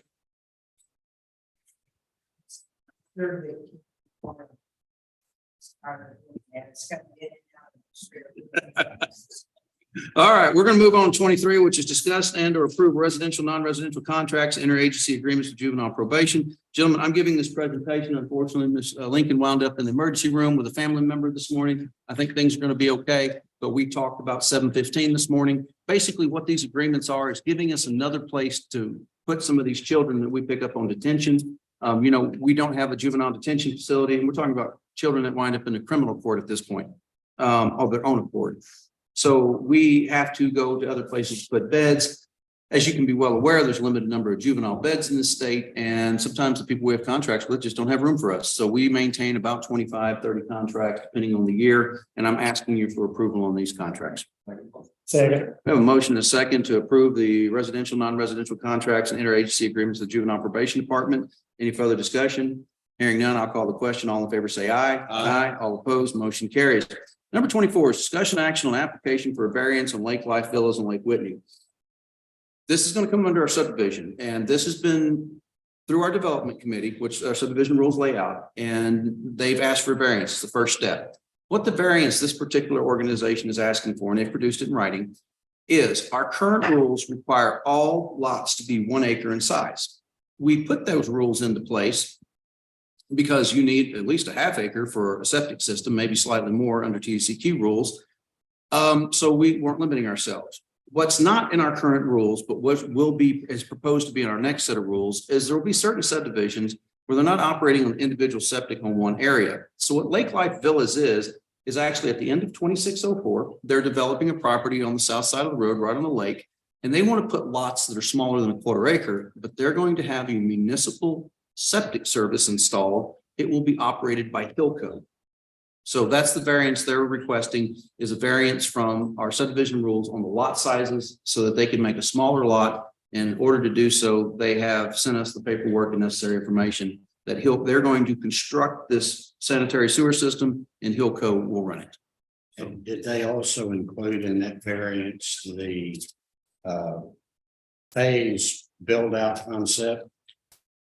Or did they're going to come back for a separate variance? I believe they're going to come back for a separate on that. So if you look at this application for variance, this is the Bettons, who are the Roberts Cutoff Road. This is 0, please describe the variance you're seeking. 0 lot line villas, minimum 850 square feet, 0 lot line build line on west side of lot and 5-foot setback on east. 2, Edgewater Road to be treated as a driveway for the homes with no through traffic except in case of fire, because that's the road they're going to build down in there. Request starting at lot number 4, property line L12 to lot 12, property line lot 34, road reduced to 15-foot wide. There's not going to allow any parking on the street either. Right. No street parking. They're going to enforce it. Number 3, 0 lot line RV port homes. think about, next to the country club out there, Sun Valley Resort. What was that? What is the name of that one? Sun Country Resort, or the One behind it. that one, but there's the one up here on the hill, the North Texas Airstream Community, kind of same idea where they have some lots where you got a home there, but you're really putting your RV in for the summer. So, and that's what, those are the variances they're addressing. So, they're looking to get around the legal lot size system, which we targeted towards septic systems. And they're going to build, construct, and contract with Hillco to operate that public sewer system to avoid that. So that is the variance. I find myself in favor of it. We are, when we wrote the rules, we tried to take into effect what was happening in the county at that time. We didn't have projects of this sort. These projects are a reality. They're going to happen in certain places. So this one seems to be well thought out, seems to have the financial backing it needs. So I find myself in favor, but it's up to the court to make the decision. Make a motion. Okay, we have a motion and there's a second. Is that to approve? Yes. Okay, in which case then, is there any further discussion on this topic? Hearing none, I'll call the question. All in favor, say aye. Aye. All opposed, any abstentions? Motion is approved. I'm going to sign that. No, that's the nice thing is this will not be the typical community we have seen in the past. Especially for that area. You. 2000. Blocking that over there. You're getting bored on us. Number 25, discussion to approve a minor plat for Bailey Estates. This is the part where we get to hand around large pieces of paper. Thank you, man. Appreciate that. Okay, so Bailey Estates is our top one here. This is going to be in a single lot, total acreage. This is a minor plat. Basically, what you're seeing is somebody cutting off a piece of property less than 10 acres in size from their property. This is off of Hill County Road.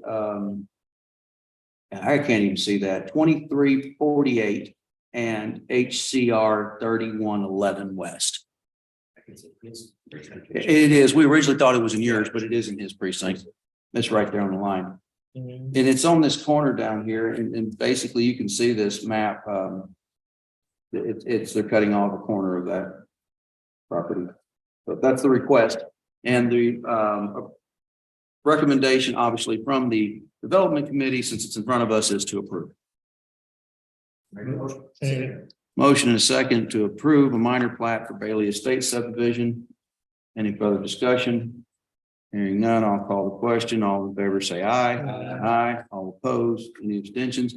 Gentlemen, instead of the awkward dance we normally do here, where I pass these around, everybody tries to unfold them, do not leave.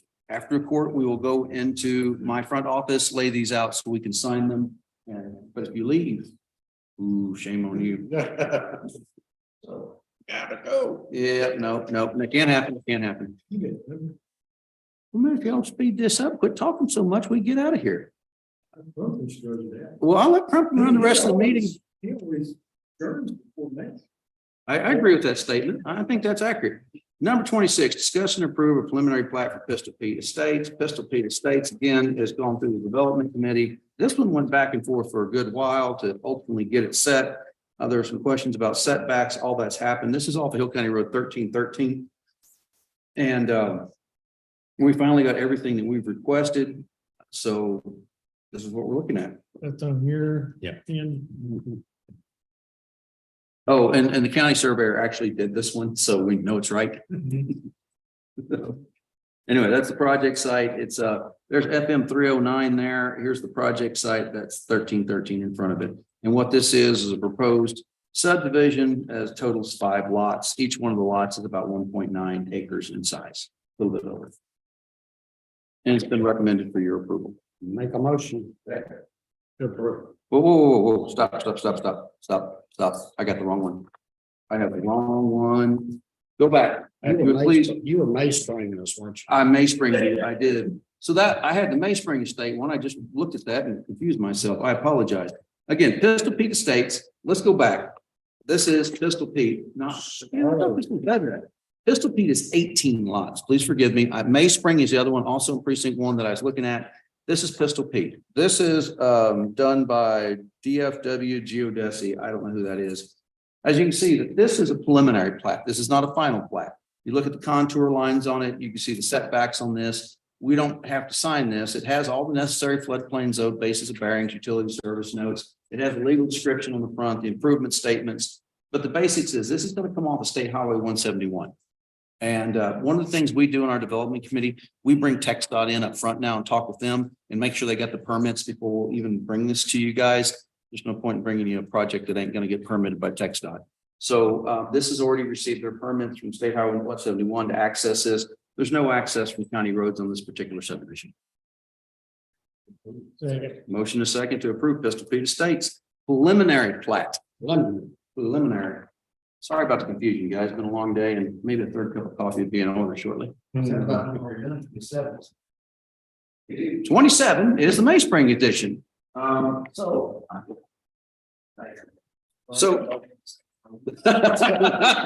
this is the final plat. It's previously come before us, and I was like, never seen this before. This is not new. This is the final plat for May Spring subdivision. This has already come before us for the preliminary plat, which we previously approved. And again, this is Mr. N, surveyor. He laid this out. We put poor Paul to sleep now. Darn it, he's dropping things. All right, so we have 5 lots here. Again, each one of these lots is about 1.968 acres in size, and it has utility setbacks drainage. It's recommended for your approval. Make a motion to approve. Motion is second to approve. Any further discussion? I'll call the question. All in favor, say aye. Aye. All opposed. Any abstentions? Motion carries unanimously. All right, number 30, discuss and approve monthly bank balance report for April 2023. Make a motion to approve. Motion, second. It was in your packet. You saw it this morning. I won't read it out for you. All in favor, say aye. Aye. All opposed. Any abstentions? Motion carries. Mr. Commissioner, Second. motion second. We stand adjourned. Thank you for your attention to these matters today.